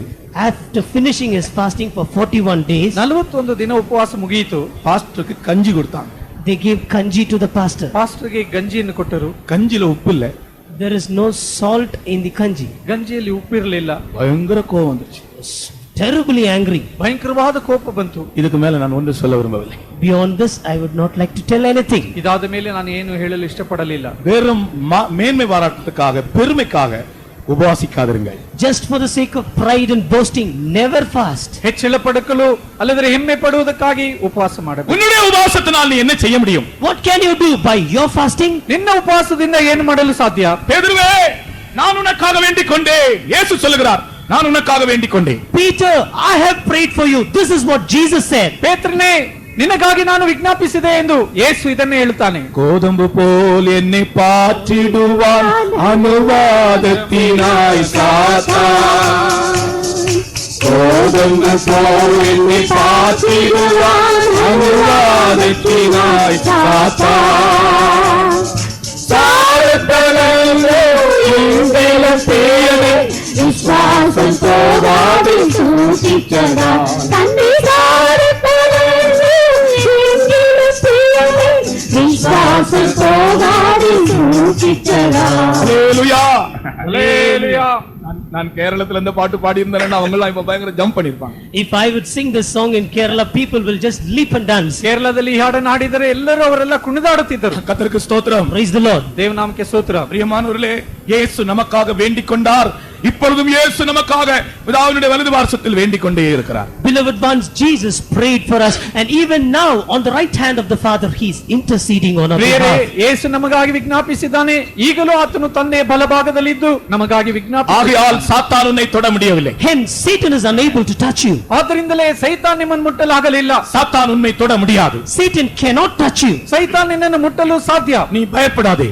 You fear not. ನೀನು ಹೆದರಬೇಡ. சாத்தான் உன்னுடைய குடும்பத்தை தொட முடியாது. Satan cannot touch your family. ಸೈತಾನ್ ನಿನ್ನ ಕುಟುಂಬವನ್ನು ಮುಟ್ಟಲಾರದು. ஆண்டவராகிய இயேசுவின் கோட்டைக்குள்ளே உன்னுடைய வீடு இருக்கிறது. Your house is within the fort of Lord Jesus. ಕರ್ತನಾದ ಯೇಸುವಿನ ಕೋಟೆಯೊಳಗೆ ನಿನ್ನ ಮನೆ ಇದೆ. ஆண்டவராகிய இயேசுவின் ஜெபமாகிய கோட்டைக்குள்ளே உன்னுடைய வீடு இருக்கிறது. Your house is within the fort which is the prayer of Lord Jesus. ಕರ್ತನಾದ ಯೇಸು ಕ್ರಿಸ್ತನ ಕೋಟೆಯಾಗಿರುವ ಪ್ರಾರ್ಥನೆಯೊಳಗೆ ನಿನ್ನ ಮನೆ ಇದೆ. உன்னுடைய ஜெபத்திலே திருப்திப்படாதே. Do not be satisfied with your prayer. ನಿನ್ನ ಪ್ರಾರ್ಥನೆಯಲ್ಲಿ ತೃಪ್ತಿಗೊಳ್ಳಬೇಡ. இயேசு உனக்காக ஜெபித்துக் கொண்டே இருக்கிறார். Jesus is praying for you. ಯೇಸು ನಿನಗಾಗಿ ಪ್ರಾರ್ಥಿಸುತ್ತಲೇ ಇದ್ದಾನೆ. இன்றைக்கு இந்த கூட்டத்திலே நான் விசுவாசத்தோடு சொல்லுகிறேன், சாத்தான் உங்களை தொட முடியாது. Today in this meeting with faith I say that Satan cannot touch you. ಈ ಕೂಟದಲ್ಲಿ ನಂಬಿಕೆಯೊಂದಿಗೆ ನಾನು ಹೇಳುತ್ತೇನೆ, ಸೈತಾನ್ ನಿಮ್ಮನ್ನು ಮುಟ್ಟಲಾರದು. அடுத்தது நான்காவதாக, Fourthly, ನಾಲ್ಕನೇದಾಗಿ சீமோனே என்று கூப்பிட்ட நாலாம் சந்தர்ப்பம். the fourth occasion where he called Simon. ಸೀಮೋನನೇ ಎಂದು ಕರೆದ ನಾಲ್ಕನೇ ಸಂದರ್ಭವು யோவான் 21 அதிகாரம் John's Gospel 21st chapter. ಯೋಹಾನ 21ನೇ ಅಧ್ಯಾಯ 15 முதல் 17 வசனங்களை படிக்கும்போது, When we read from 15 to 17, 15ರಿಂದ 17 ವರೆಗೆ ಓದಿದರೆ, சீமோனே நீ என்னிடத்தில் அன்பா இருக்கிறாயா? Simon, lovest thou me? ಸೀಮೋನನೇ ನೀನನ್ನು ಪ್ರೀತಿಸುತ್ತೀಯೋ? சீமோனே நீ என்னிடத்தில் அன்பா இருக்கிறாயா? Simon, lovest thou me? ಸೀಮೋನನೇ ನನ್ನ ಮೇಲೆ ಪ್ರೀತಿ ಇಟ್ಟಿದೆಯೋ? இந்த சந்தர்ப்பத்தில் சீமோன் தூரமாய் போன சந்தர்ப்பம். On this occasion, this was the occasion where Simon went far away. ಈ ಸಂದರ್ಭದಲ್ಲಿ ಪೇತ್ರನು ಸೀಮೋನನು ದೂರವಾಗಿ ಹೋದ ஆதி அன்பை இழந்த சந்தர்ப்பம். The experience where he lost the first love. ಆದಿ ಪ್ರೀತಿಯನ್ನು ಕಳಕೊಂಡಿರುವ ಸಂದರ್ಭವು. ஆதி விசுவாசத்தை இழந்த சந்தர்ப்பம். The occasion where he lost the first love. ಆದಿ ಪ್ರೀತಿಯ ನಂಬಿಕೆಯನ್ನು ಕಳಕೊಂಡಂತ ಸಂದರ್ಭ. இயேசு கிறிஸ்துவனை தேடி போனார். Jesus Christ sought behind him. ಯೇಸು ಕ್ರಿಸ್ತನಾತನನ್ನು ಹುಡುಕಿಕೊಂಡು ಹೋದನು. ஆதி அன்பை இழந்த விசுவாசிகள் ஆதி விசுவாசத்தை இழந்தவர்கள் எத்தனையோ பேர் சபையில் ஜீவித்துக் கொண்டிருக்கிறார்கள். There are so many believers who are living in this church who have lost their first faith, who have lost their first love. ಆದಿ ಪ್ರೀತಿಯನ್ನು ಆದಿ ವಿಶ್ವಾಸವನ್ನು ಕಳಕೊಂಡ ಅನೇಕ ವಿಶ್ವಾಸಿಗಳು ಸಭೆಯಲ್ಲಿ ಇದ್ದಾರೆ. இந்த கூட்டத்திலே கர்த்தர் சொல்கிறார், உங்களை ஆதி அன்புக்கு கர்த்தர் கொண்டு வர விரும்புகிறார். In this meeting the Lord is telling that the Lord desires to bring you to the first love. ಈ ಕೂಟದಲ್ಲಿ ಕರ್ತನು ಹೇಳುತ್ತಾನೆ, ನಿಮ್ಮನ್ನು ಆದಿ ಪ್ರೀತಿಗೆ ನಾನು ನಿಮ್ಮನ್ನು வாலிபர்களே, கர்த்தர் உங்களிடத்தில் ஒரு கேள்வி கேட்கிறார். Youths, the Lord is asking you a question. ಯವನಸ್ಥರೇ, ಕರ್ತ ನಿಮ್ಮ ಬಳಿಯಲ್ಲಿ ಒಂದು ಪ್ರಶ್ನೆಯನ್ನು ಕೇಳುತ್ತಾನೆ. உங்களுடைய பெயரை சொல்லி நீ என்னை நேசிக்கிறாயா என்று கேட்கிறார். Telling your name, he is asking you, do you love me? ನಿಮ್ಮ ಹೆಸರನ್ನು ಹೇಳಿ ನನ್ನನ್ನು ಪ್ರೀತಿಸುತ್ತೀಯೋ ಎಂದು ಹೇಳುತ್ತಾರೆ. என்னை நேசிக்கிறாயா? Do you love me? ನನ್ನನ್ನು ಪ್ರೀತಿಸುತ್ತೀಯೋ? அப்படி என்றால் என் ஆடுகளை மேய்ப்பாயாக. If that be so, then look after my sheep. ಹಾಗಾದರೆ ನನ್ನ ಕುರಿಗಳನ್ನು ಮೇಯಿಸು. அதுதான் அவனுடைய ஊழியத்திற்கு அழைக்கப்பட்ட பேதுரு திரும்பவுமாக அந்த ஊழியத்திற்கு உறுதிப்படுத்தப்பட்ட சந்தர்ப்பம். This is the occasion where Peter, who was called for this ministry, was once again strengthened for the sake of this ministry. ಈ ಸೇವೆಗಾಗಿ ಏರ್ಪಡಿಸಲ್ಪಟ್ಟ ಪೇತ್ರನು ಮತ್ತೆ ಆ ಸೇವೆಯಲ್ಲಿ ದೃಢಪಡಿಸಲ್ಪಡುವಂತ ಒಂದು ஒரு ಸಂದರ್ಭ. விதத்தில் பின்வாங்கி போன பேதுரு One way Peter had backslided. ಒಂದು ರೀತಿಯಲ್ಲಿ ಹಿಂದೆಗೆದು ಹೋದಂತ ಪೇತ್ರ, இயேசுவின் அன்பை விட்டு தூரமாய் போனவன். One who went drifting away from the love of Jesus. ಯೇಸುವಿನ ಪ್ರೀತಿಯನ್ನು ಬಿಟ್ಟು ದೂರವಾಗಿ ಹೋದಂತ ಪೇತ್ರ. ஆனால் இயேசுவின் அன்பு அவனை தேடி போயிற்று. But the love of Jesus went seeking after him. ಆದರೆ ಯೇಸುವಿನ ಪ್ರೀತಿ ಆತನನ್ನು ಹುಡುಕಿಕೊಂಡು அவனை ಹೋಯಿತು. திரும்பி கொண்டு வந்தது. It brought him back. ಆತನ ಮತ್ತೆ ಹಿಂತಿರುಗಿ ತಂದಿತು. ஒரு பையன் ஒரு வீட்டிலே காணாமல் போய்விட்டான். A boy was lost in a house. ಒಂದು ಹುಡುಗನು ಒಂದು ಮನೆಯಿಂದ ಕಾಣದೇ ಹೋದನು. அவனை தேடி தேடி பார்த்தார்கள், கிடைக்கவில்லை. They tried searching him, but he was not to be found. ಆತನನ್ನು ಹುಡುಕಿ ಹುಡುಕಿ ನೋಡಿದರು, ಆತನನ್ನು ಕಂಡುಹಿಡಿಯಲಾಗಲಿಲ್ಲ. ரொம்ப நாளைக்கு பிறகு இந்த பையன் ஒரு டீ கடையிலே காணப்பட்டான். After many days, this boy was seen in a hotel, in a tea shop. ಅನೇಕ ದಿನಗಳಾದ ಮೇಲೆ ಒಂದು ಹೋಟೆಲ್ ನಲ್ಲಿ ಒಂದು ಟೀ ಅಂಗಡಿಯಲ್ಲಿ ಈ ಹುಡುಗನಿದ್ದನು. இந்த ஹோட்டல்ல இந்த பையன் இருக்கிறார் என்று ஒரு செய்தி வந்தது.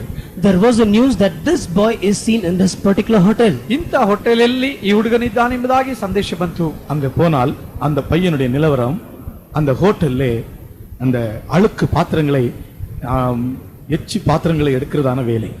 There when they went, the work of that boy was to take all those soiled and all those dirty utensils, to take them and to keep them. ಅಲ್ಲಿ ಹೋಗಿ ನೋಡಿದರೆ ಈ ಹುಡುಗನು ಅಲ್ಲಿರುವ ಎಲ್ಲಾ ಎಂಜಲು ಪಾತ್ರೆಗಳನ್ನು ತೆಗೆದು ತೊಳೆಯುವಂತ ಒಂದು ಕೆಲಸವು. நல்ல குடும்பத்தில் உள்ள பையன், A boy from a good family. ಒಳ್ಳೆ ಕುಟುಂಬದ ಹುಡುಗನು. பிசாசு அவனை எப்படி கொண்டு போயிருக்கிறது பாருங்கள். See how Satan has taken him away. ಸೈತಾನವನ್ನು ಹೇಗೆ ಕೊಂಡೋಗಿದ್ದಾನೆ ನೋಡಿ. அவனை பார்த்த உடனே அவன் சொல்லுகிறான், The moment they saw him, he tells like this. ಅವನನ್ನು ನೋಡಿದ ಕೂಡಲೇ ಅವನು ಹೇಳುತ್ತಾನೆ, நான் வரமாட்டேன் என்று சொல்கிறான். He says, I will not come. ನಾನು ಬರುವುದಿಲ್ಲ ಎಂದು ಹೇಳುತ್ತಾನೆ. அவனை பிடித்து இழுத்து கொண்டு போனோம்.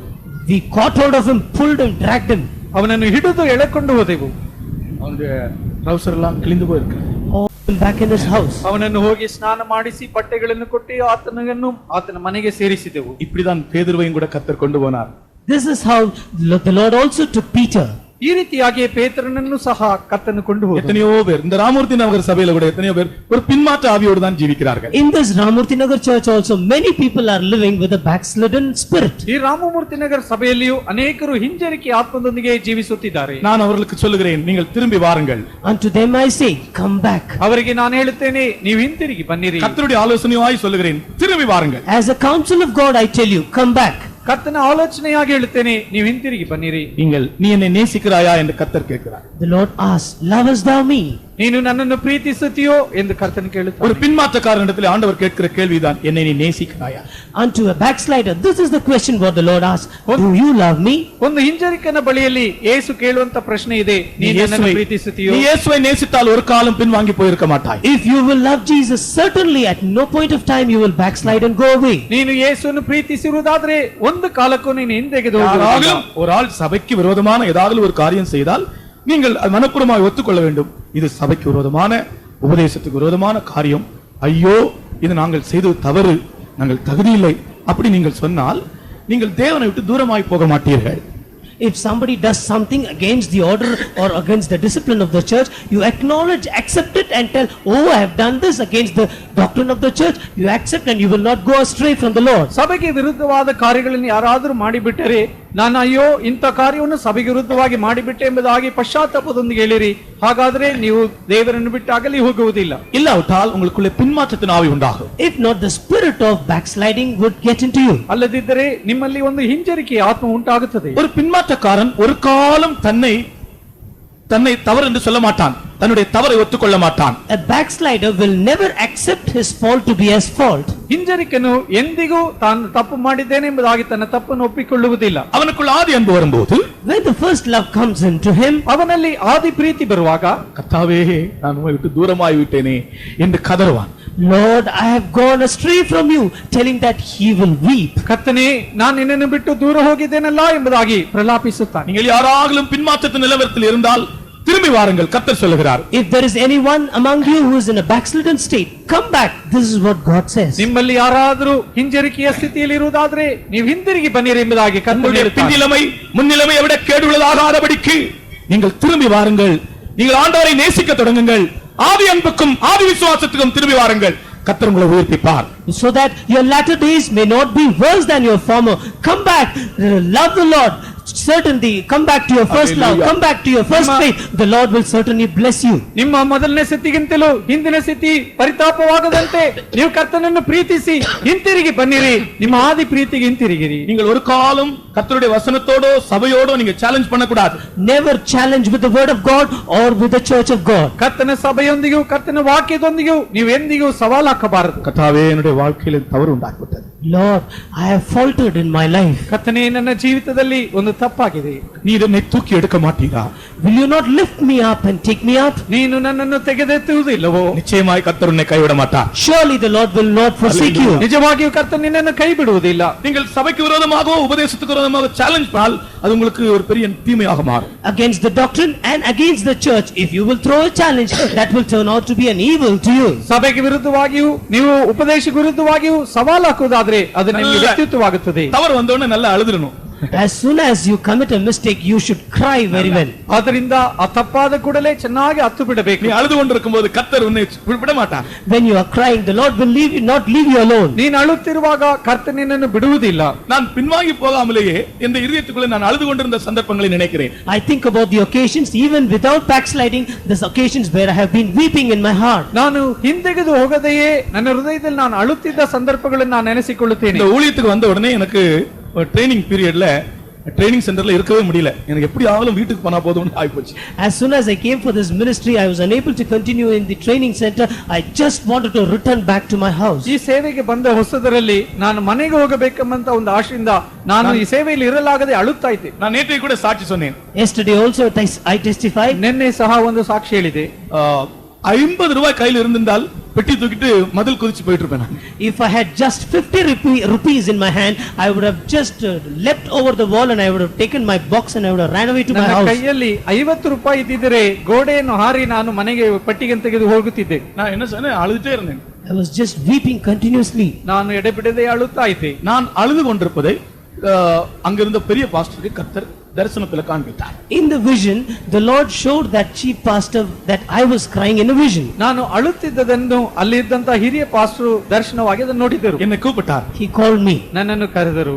ஒரே வார்த்தை கேட்டார். He asked me one word. ಒಂದೇ ಮಾತು ನಾನು ಕೇಳಿದನು. நீ சந்தோஷமா இருக்கிறாயோ என்று கேட்டார். He asked me, are you happy? ನೀನು ಸಂತೋಷವಾಗಿದೆಯೋ ಎಂದು அதனால ಕೇಳಿದನು. தான் இப்பொழுது நான் யாரை பார்த்தாலும் நீங்க சந்தோஷமா இருக்கிறீங்களான்னு கேட்பேன். அந்த வார்த்தை என்னை ஆறுதல் படுத்தின வார்த்தை.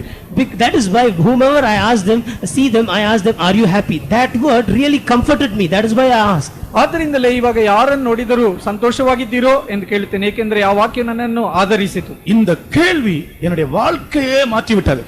This question, it transformed my whole life. ಈ ಪ್ರಶ್ನೆ ನನ್ನ ಜೀವಿತವನ್ನೇ ಬದುಕನ್ನೇ ಬದಲಾಯಿಸಿ ಬಿಟ್ಟಿತು. என்னுடைய கலக்கம் அதைரியம் எல்லாம் நீங்கி போயிற்று. All my troubles and all my discouragement went away. ನನ್ನ ಕಳವಳವು ಅಧೈರ್ಯವೆಲ್ಲ ಬದಲಾಯಿಸಿ ಹೋಯಿತು. நான் ஆதி அன்புக்கு வந்தேன். I came back to the first love. ನಾನು ಆದಿ ಪ್ರೀತಿಗೆ ಹಿಂತಿರುಗಿ ಬಂದೆ. கர்த்தருடைய கிருபையினால் மட்டுமாக கர்த்தர் நிலைநிறுத்தி இருக்கிறார். By the grace of God, thus far the Lord has enabled me to stand firm. ಕರ್ತನ ಕೃಪೆಯಿಂದ ಇಲ್ಲಿಯ ತನಕ ನನ್ನನ್ನು ನೆಲೆಗೊಳಿಸಿದ್ದಾನೆ.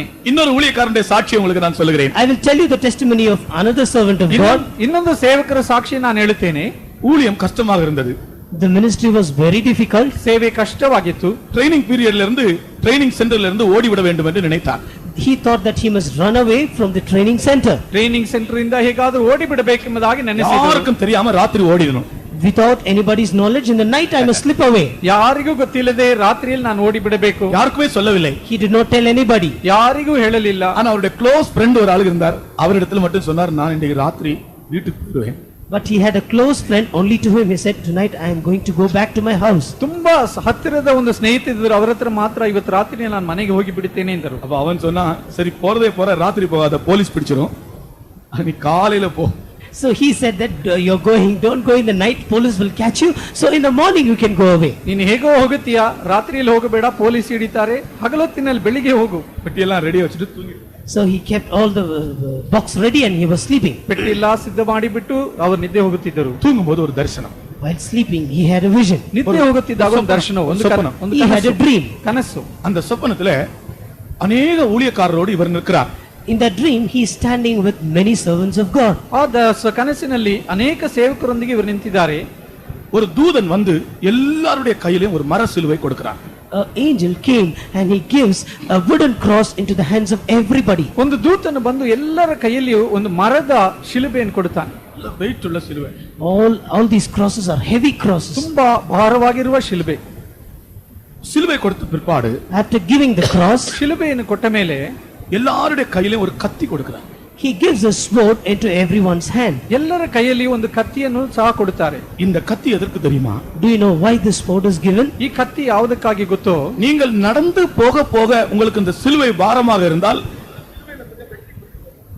While you keep walking, if this cross is very heavy to you, you can chop up a piece from the cross and then you can go. By ನೀವು that you can lighten it. ನಡೆದು ಹೋಗುತ್ತಿರುವಾಗ ಈ ಶಿಲುಬೆ ತುಂಬಾ ಭಾರವಾಗಿ ಕಂಡು ಬಂದರೆ ಆ ಕತ್ತಿಯಿಂದ ಸ್ವಲ್ಪ ಅದನ್ನು ಕಡಿದು ಹಾಕಬಹುದು. அவர்கள் யாரும் கத்தியை வாங்கவில்லை, இவர் மாத்திரம் கத்தி வாங்கினார். No one took that sword except this man.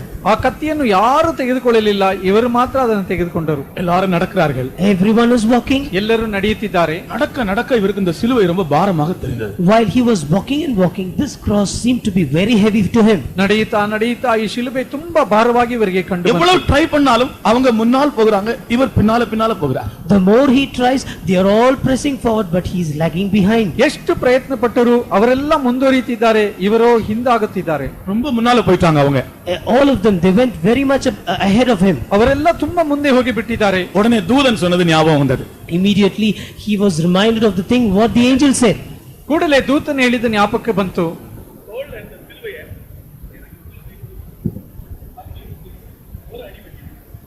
He took the cross which was on his shoulder, he brought it down, took the knife and chopped off a piece from that cross. ಹೆಗಲ ಮೇಲಿದ್ದ ಶಿಲುಬೆಯನ್ನು 1 foot he chopped it off. ಹೆಗಲ ಮೇಲಿದ್ದ ಶಿಲುಬೆಯನ್ನು ಕೆಳಗೆ ನಿಲ್ಲಿಸಿ ಕತ್ತಿಯಿಂದ 1 ಅಡಿ ಉದ್ದಕ್ಕೆ ಅದನ್ನು ಕಡಿದು ಬಿಟ್ಟರು. இவன் சிலுவையை முறிச்சிட்டு எழும்புறதுக்குள்ள அவங்க இன்னும் கொஞ்சம் தூரம் போயிட்டாங்க. Even before he could bring down and break the cross, they have gone even more far, further ahead. ಆ ಶಿಲುಬೆಯನ್ನು ಮುರಿದು ಎದ್ದೇಳುವುದಕ್ಕೆ ಮೊದಲು ಅವರು ಇನ್ನೂ ಮುಂದೆ ಹೋಗಿ ಬಿದ್ದಾರೆ. சிலுவை எடுத்து வைத்து விட்டு வேகமாக நடந்து போனான். He took the cross again and he went walking very fast. ಆ ಶಿಲುಬೆಯನ್ನು ಮತ್ತೆ ಎತ್ತುಕೊಂಡು ಇನ್ನೂ ವೇಗವಾಗಿ ಹೋಗುತ್ತಾರೆ. வழியில ஒரு பெரிய பள்ளம். On the way there was a deep gorge. ಆ ಮಾರ್ಗದಲ್ಲಿ ದೊಡ್ಡ ಒಂದು ಹಳ್ಳವಿತ್ತು. தாண்ட முடியாது. You cannot cross it. ಅದನ್ನು ದಾಟಲಾಗಲಿಲ್ಲ. அவன் யோசிக்கிறான், அவரெல்லாம் எப்படி போயிருப்பாங்க? So he's thinking, how can all those people pass away? ಆತನು ಯೋಚಿಸುತ್ತಾನೆ, ಅವರೆಲ್ಲ ಹೇಗೆ ಹೋಗಿರ್ತಾರೆ? அவங்கெல்லாம் என்ன செய்தாங்க தெரியுமா? Do you know what all those people did? ಅವರೆಲ್ಲ ಏನ್ ಮಾಡಿದರೆ ಗೊತ್ತೋ? They kept this cross as made it as a bridge and they crossed over it and they went away. ಈ ಶಿಲುಬೆಯನ್ನೇ ಒಂದು ಪಾಲವಾಗಿಟ್ಟು ಅದರ ಮೇಲೆ ನಡೆದು ಹಾದು ಹೋದರು. சரி, நானும் என்னுடைய சிலுவையை பாலமாக வைக்கலாம் என்று கீழே இறக்கி வைத்தால் ஒரு அடி குறைவாக இருக்கிறது. So he thought, let me also keep my cross and make it as a bridge and cross. So when he kept it down, it was short of 1 foot. ನನ್ನ ಶಿಲುಬೆಯನ್ನು ಸಹ ಇಟ್ಟು ನಾನು ಹೋಗುತ್ತೇನೆ ಎಂದು ಕೆಳಗೆ ಇಟ್ಟರೆ ಅದು 1 ಅಡಿ ಕಡಿಮೆ ஐயோ ಆಗಿದೆ. ஆண்டவரே, இந்த சிலுவை நான் வெட்டி முறித்து விட்டேனே. இந்த சிலுவை 1 அடி நீளம் கூட இருந்திருந்தால் இந்த பள்ளத்தை நான் கடந்து போயிருப்பேனே. அப்படி நினைத்து கொண்டே இருக்கும்போது நித்திரையிலிருந்து எழும்பி விட்டார். ஓடி போனான். காலையில போன சொன்னானே ஒரு ஃப்ரெண்டு, அவனை போய் எழுப்பினார். நான் போறதில்லை, எனக்கு தரிசனம் தந்திருக்கிறார். இன்றைக்கும் பாஸ்டரா இருக்கிறார். Oh my God, if there was one more feet, I would நீங்க have யாரும் crossed வந்து this. கேட்க கூடாது எந்த பாஸ்டர்னு சொல்லி. ಕರ್ತನೆ ನಾನು ಇನ್ನೂ ಒಂದಡಿ ಇದು ಉದ್ದವಾಗಿದ್ದರೆ ನಾನು ಸಹ ದಾಟಿ ಹೋಗುತ್ತಿದ್ದೇನಲ್ಲ ಎಂಬುದಾಗಿ ಆತನು ನಿದ್ದೆಯಿಂದ ಎಚ್ಚೆತ್ತು ಹೋಗಿ ಆತನಿಗೆ ಹೇಳಿದನೆಲ್ಲ ಬೆಳಿಗ್ಗೆ ಹೋಗುವುದಾಗಿ ಅವರ ಬಳಿಯಲ್ಲಿ ಹೋಗಿ ನಾನು ಈ ಸೇವೆಯನ್ನು ಬಿಟ್ಟು ಹೋಗುವುದಿಲ್ಲ ಎಂದು ಹೇಳಿದನು. ಈಗಲೂ ಅವರು ಪಾಸ್ಟರ್ ಆಗಿದ್ದಾರೆ. பிரியமானவர்களே, உங்களுக்கு சிலுவை பாரமாக தெரிகிறதா? நீங்கள் பின்வாங்கி போகாதிருங்கள். Beloved ones, is the cross heavy unto you? Do not go behind. ಪ್ರಿಯರೇ, ನಿಮ್ಮ ಶಿಲುಬೆ ನಿಮಗೆ ಭಾರವಾಗಿದೆಯೋ ನೀವು ಹಿಂತಿರುಗಿ ಹೋಗಬೇಡಿ. பேதுருவே, என்னை நேசிக்கிறாயா என்று கேட்ட சத்தம் இன்றைக்கு இந்த பந்தலின் கீழ் துணித்துக் கொண்டிருக்கிறது. The voice which said, Peter, lovest thou me? It is now sounding even in this pandal. ಪೇತ್ರನೇ, ನನ್ನನ್ನು ಪ್ರೀತಿಸುತ್ತೀಯೋ ಎಂಬಂತ ಶಬ್ದವು ಈ ಪಂದಲಿನ ಕೆಳಗೆ ಅದು ಧ್ವನಿಸುತ್ತದೆ. ஆதி அன்பை நஷ்டப்படுத்தினவர்கள் ஆதி அன்புக்குள் வாருங்கள். Those of you who have lost your first love, come back to your first love. ಆದಿ ಪ್ರೀತಿಯನ್ನು ನಷ್ಟಪಡಿಸಿದವರು ನಿಮ್ಮ ಆದಿ ಪ್ರೀತಿ. இயேசுவை நேசிக்கிற வாலிபர்கள் ஆண்டவருடைய ஊழியத்திற்கு ஒப்புக்கொடுங்கள். Youths who love Jesus, you surrender yourselves for the ministry of ಕರ್ತನನ್ನು Jesus. ಪ್ರೀತಿಸುವಂತ ಯವನಸ್ಥರು ಸೇವೆಗಾಗಿ ನಿಮ್ಮನ್ನು ಸಮರ್ಪಿಸಿರಿ. கர்த்தர் உங்களை அழைக்கிறார். The Lord is calling you. ಕರ್ತ ನಿಮ್ಮನ್ನು ಕರೆಯುತ್ತೀರಾ? சீமோனே, நீ என்னை நேசிக்கிறாயா? Simon, lovest thou me? ಸೀಮೋನೇ, ನನ್ನನ್ನು ಪ್ರೀತಿಸುತ್ತೀಯೋ? அப்படி என்றால் இந்த ஆடுகளை மேய்ப்பாயாக. If that be so, then feed these lambs. ಹಾಗಾದರೆ ನನ್ನ ಕುರಿಗಳನ್ನು ಮೇಯಿಸು. கர்த்தர் அவனுடைய ஊழியத்தை உறுதிப்படுத்தினார். The Lord confirmed his ministry. ಕರ್ತನು ಅವನ ಸೇವೆಯನ್ನು ದೃಢಪಡಿಸಿದನು. இந்நாட்களிலே அப்போஸ்தலனாகிய பேதுரு ஒரு பெரிய அப்போஸ்தலனானான். In the latter days, Apostle Peter turned out to be as a great apostle. ಬರುವಂತ ದಿನಗಳಲ್ಲಿ ಅಪೊಸ್ತಲನಾದ ಪೇತ್ರನು ದೊಡ್ಡ ஒரு ಅಪೊಸ್ತಲನಾದನು. நிமிஷம் நேரம் முழங்கால் இருப்போம். For a moment, let us all go on our knees. ಒಂದು ನಿಮಿಷದ ಹೊತ್ತು ನಾವು ಮೊಣಕಾಲಲ್ಲಿ ಇರೋಣ. உண்மையாக நீங்கள் ஆண்டவரை நேசிக்கிறீர்களா? Truly, do you love the Lord? ನಿಜವಾಗಿಯೂ ಕರ್ತನನ್ನು ನೀವು ಪ್ರೀತಿಸುತ್ತೀರೋ? அல்லேலூயா. நீங்களே ஆராய்ந்து பாருங்கள். You examine your own selves. ನೀವೇ ಪರಿಶೀಲಿಸಿರಿ. நீங்கள் அன்பிலே குறைந்திருந்தால், If you have fallen short in love, ಪ್ರೀತಿಯಲ್ಲಿ ನೀವು ಕಡಿಮೆ ಆಗಿದ್ದರೆ கர்த்தர் இந்த வேளையில உங்களை ஆதி அன்புக்கு கொண்டு வருகிறார். at this time the Lord is bringing you back to the first love. ಕರ್ತನು ಈ ಸಂದರ್ಭದಲ್ಲಿ ನಿಮ್ಮನ್ನು ಆದಿ ಪ್ರೀತಿಗೆ ஆதி விசுவாசத்திற்கு கொண்டு வருகிறார். He is bringing you back to the first faith. Amen. ಆದಿ ನಂಬಿಕೆಗೆ ನಿಮ್ಮನ್ನು ತರುತ್ತಿದ್ದಾನೆ. கலங்கிடுவேனோ பதறிடுவேனோ கர்த்தரில் விசுவாசம் கையிலே கலங்கிடுவேனோ பதறிடுவேனோ கர்த்தரில் விசுவாசம் கையிலே அசையாய நம்பிக்கை நங்கூரமே இயேசுவில் மாத்திரமே அசையாய நம்பிக்கை நங்கூரமே இயேசுவில் மாத்திரமே கலங்கிடுவேனோ பதறிடுவேனோ கர்த்தரில் விசுவாசம் கையிலே கலங்கிடுவேனோ பதறிடுவேனோ நான் கலங்க மாட்டேன். நான் கடவுளை மறக்கவில்லை. நான் பயப்பட மாட்டேன். நான் பயப்படுவதில்லை. இயேசுவில் மாத்திரமே அசையாய நம்பிக்கை நங்கூரமே இயேசுவில் மாத்திரமே கலங்கிடுவேனோ பதறிடுவேனோ கர்த்தரில் விசுவாசம் தைரியம் பண்ணுங்கள். தைரியம் கொள்ளுங்கள். தேவ அன்பினால் நிரம்புங்கள். Please fill with the love of God. ஆதி அன்பினால் நிரம்புங்கள். First love. ஆதி விசுவாசத்தால் நிரம்புங்கள்.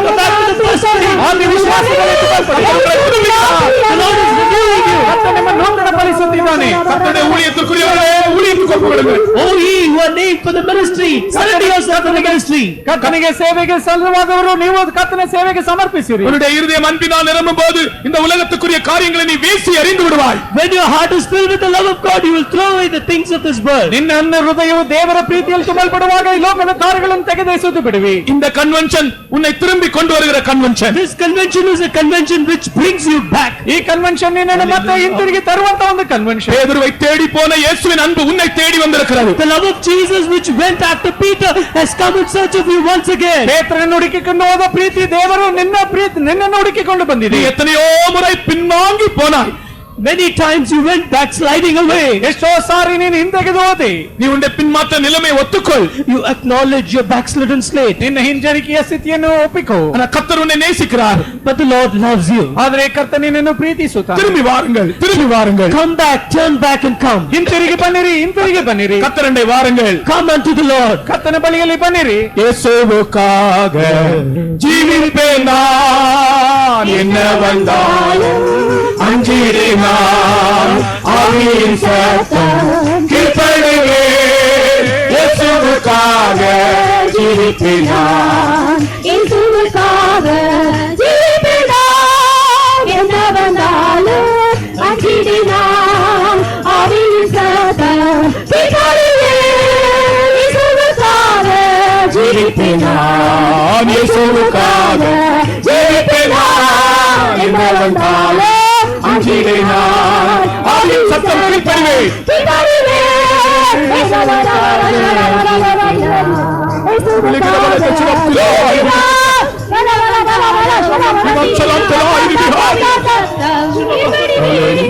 Hallelujah, hallelujah, hallelujah, hallelujah, hallelujah. Amen. இது கடைசி காலம். These are the last times. ಇದು ಅಂತ್ಯ ಕಾಲಗಳು. இன்னும் கொஞ்ச நாட்கள் தான் நம்முடைய ஆயுசு நாட்கள். Our lifetime is but for a short time. ನಮ್ಮ ಆಯುಷ್ನ ಕಾಲ ಇನ್ನು ಸ್ವಲ್ಪ ಮಾತ್ರವೇ. இயேசுவின் அன்பிலே நீங்கள் வேரூன்றி நிலை பெறுங்கள். You be rooted and grounded in the love of Jesus. ಯೇಸುವಿನ ಪ್ರೀತಿಯಲ್ಲಿ ನೀವು ಬೇರುಗೊಂಡವರಾಗಿ ನೆಲೆಗೊಳ್ಳಿ. யாரும் பின்வாங்கி போக கூடாது. None of you must backslide. ಯಾರು ಹಿಂತೆಗೆದು ಹೋಗಬಾರದು. நீங்கள் உங்களை நீதிகரிக்க கூடாது. You must not justify yourself. ನಿಮ್ಮನ್ನು ನೀತಿಗರಿಸಬಾರದು. ஆண்டவரே நான் தவறு செய்தேன் என்று சொல்லுங்கள். Say, Lord, I have committed this fault. ಕರ್ತನೇ ನಾನು ತಪ್ಪು ಮಾಡಿದೆ ಎಂಬುದಾಗಿ ಹೇಳಿ. நான் குற்றவாளி ஆண்டவரே என்று. Lord, I am an offender. ನಾನು ತಪ್ಪಿಗಸ್ತನು ಕರ್ತನೇ. அப்பொழுது என் மகனே என் மகளே நீ பயப்படாதே என்கிற ஒரு சத்தத்தை நீ கேட்பாய். Then you will receive a voice telling, my son, my daughter, fear not. ಆಗ ಕರ್ತನು ನನ್ನ ಮಗನೇ ನೀನು ಭಯಪಡಬೇಡ ಎಂದು ಒಂದು ಮಾತನ್ನು ಹೇಳುತ್ತಾನೆ. ஆண்டவர் உன்னை திரும்பி கொண்டு வருவார். The Lord will bring you back once again. ಕರ್ತನು ನಿನ್ನನ್ನು ಮತ್ತೆ ಹಿಂತಿರುಗಿ ತರುತ್ತಾನೆ. உன்னை ஆதி நிலைமைக்கு கொண்டு வருவார். He will bring you back to your first state. ನಿನ್ನ ಆದಿ ಸ್ಥಿತಿಗೆ ನಿನ್ನನ್ನು ತರುತ್ತಾನೆ. உன்னை உயர்த்துவார். He will lift you up. ನಿನ್ನನ್ನು ಹೆಚ್ಚಿಸುವನು. உன்னுடைய பின்னிலைமையிலும் முன்னிலைமையிலும் பின்னிலைமை அதிக ஆசீர்வாதமாக இருக்கும். Your latter days will be more blessed than your former days. ನಿನ್ನ ಮೊದಲನೇ ಸ್ಥಿತಿಗಿಂತಲೂ ಇಂದಿನ ಸ್ಥಿತಿಯು ತುಂಬಾ ಆಶೀರ್ವಾದವಾಗಿರುತ್ತದೆ. I have decided to follow Jesus. I have decided to follow Jesus. I have decided to follow Jesus. No turning back, no turning back, no turning back, no turning back. I have decided to follow Jesus. I have decided to follow Jesus. I have decided to follow Jesus. No turning back, no turning back, no turning back, no turning back. Hallelujah! Hallelujah! கர்த்தர் நம்மை ஆசீர்வதித்தபடியால் ஸ்தோத்திரிப்போம். The Lord has blessed us. Let's praise God. ಕರ್ತನು ನಮ್ಮನ್ನು Praise the Lord, ಆಶೀರ್ವದಿಸುವುದಕ್ಕಾಗಿ praise the ಸ್ತೋತ್ರ Lord, ಮಾಡೋಣ. praise the Lord, praise the Lord. சாயங்கால கூட்டத்துக்காய் For ஸ்தோத்திரிப்போம். the evening meeting, let's praise God. ಸಂಜೆ ಕೂಟಕ್ಕಾಗಿ ಸ್ತೋತ್ರ ಮಾಡೋಣ. ஸ்தோத்திரம், ஸ்தோத்திரம், ஸ்தோத்திரம்.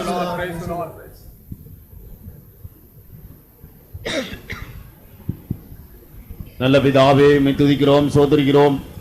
சர்வ வல்லமையுள்ள தேவன் இந்த கால வேளையிலே எங்களை நேசித்து ஆண்டவரே சீமோனுடைய ஜீவித்திலே நீர்தாமே கர்த்தாவே அவனை வாக்கியவனாய் மாற்றி கர்த்தருக்காக ஜீவிக்கும்படியாக அவனுக்கு வேண்டிக் கொண்டதான தேவன் இந்த கால வேளையிலே எங்களுக்காக வேண்டிக் கொள்கிறவராய் இருக்கிறீர் என்பதை நீர் வெளிப்படுத்தினபடியால் உம்மை துதிக்கிறோம், சோதரிக்கிறோம். ஒவ்வொரு தேவனுடைய பிள்ளைகளுடைய ஜீவித்தில் இருக்கிறதான எல்லா தூக்க மயக்கத்தின் ஆவிகளையும் நீக்கி ஆமென். ஜெபத்தின் ஆவியால நிரப்பியிருக்கிறீர் ஆண்டவரே. இந்த நாளிலே இருந்து ஒவ்வொருவரும் ஜெபிக்கிற மனுஷர்களாக மாற்றி இருக்கிறபடியால உம்மை ஸ்தோத்திரிக்கிறோம் கர்த்தாவே, உம்மை ஸ்தோத்திரிக்கிறோம் ஆண்டவரே. பின்மாற்றமான நிலவரத்திலே இருந்து திரும்பி வரும்படியாக இந்த காலவெளியிலே நீர் எங்களுக்கு தந்த நல்ல ஆலோசனைக்காய் உம்மை ஸ்தோத்திரிக்கிறோம் கர்த்தாவே.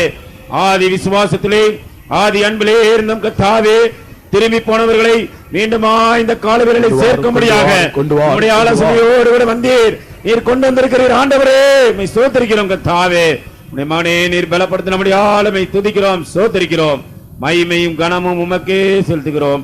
இயேசுவின் நாமத்தில் வேண்டிக் கொள்கிறோம் பிதாவே. நம்முடைய கர்த்தராகிய இயேசு கிறிஸ்துவின் கிருபையும் பிதாவாகிய தேவனுடைய அன்பும் பரிசுத்த ஆவியின் ஐக்கியமும் நம் அனைவரோடும் சதா காலங்களிலும் தங்கி இருப்பதாக.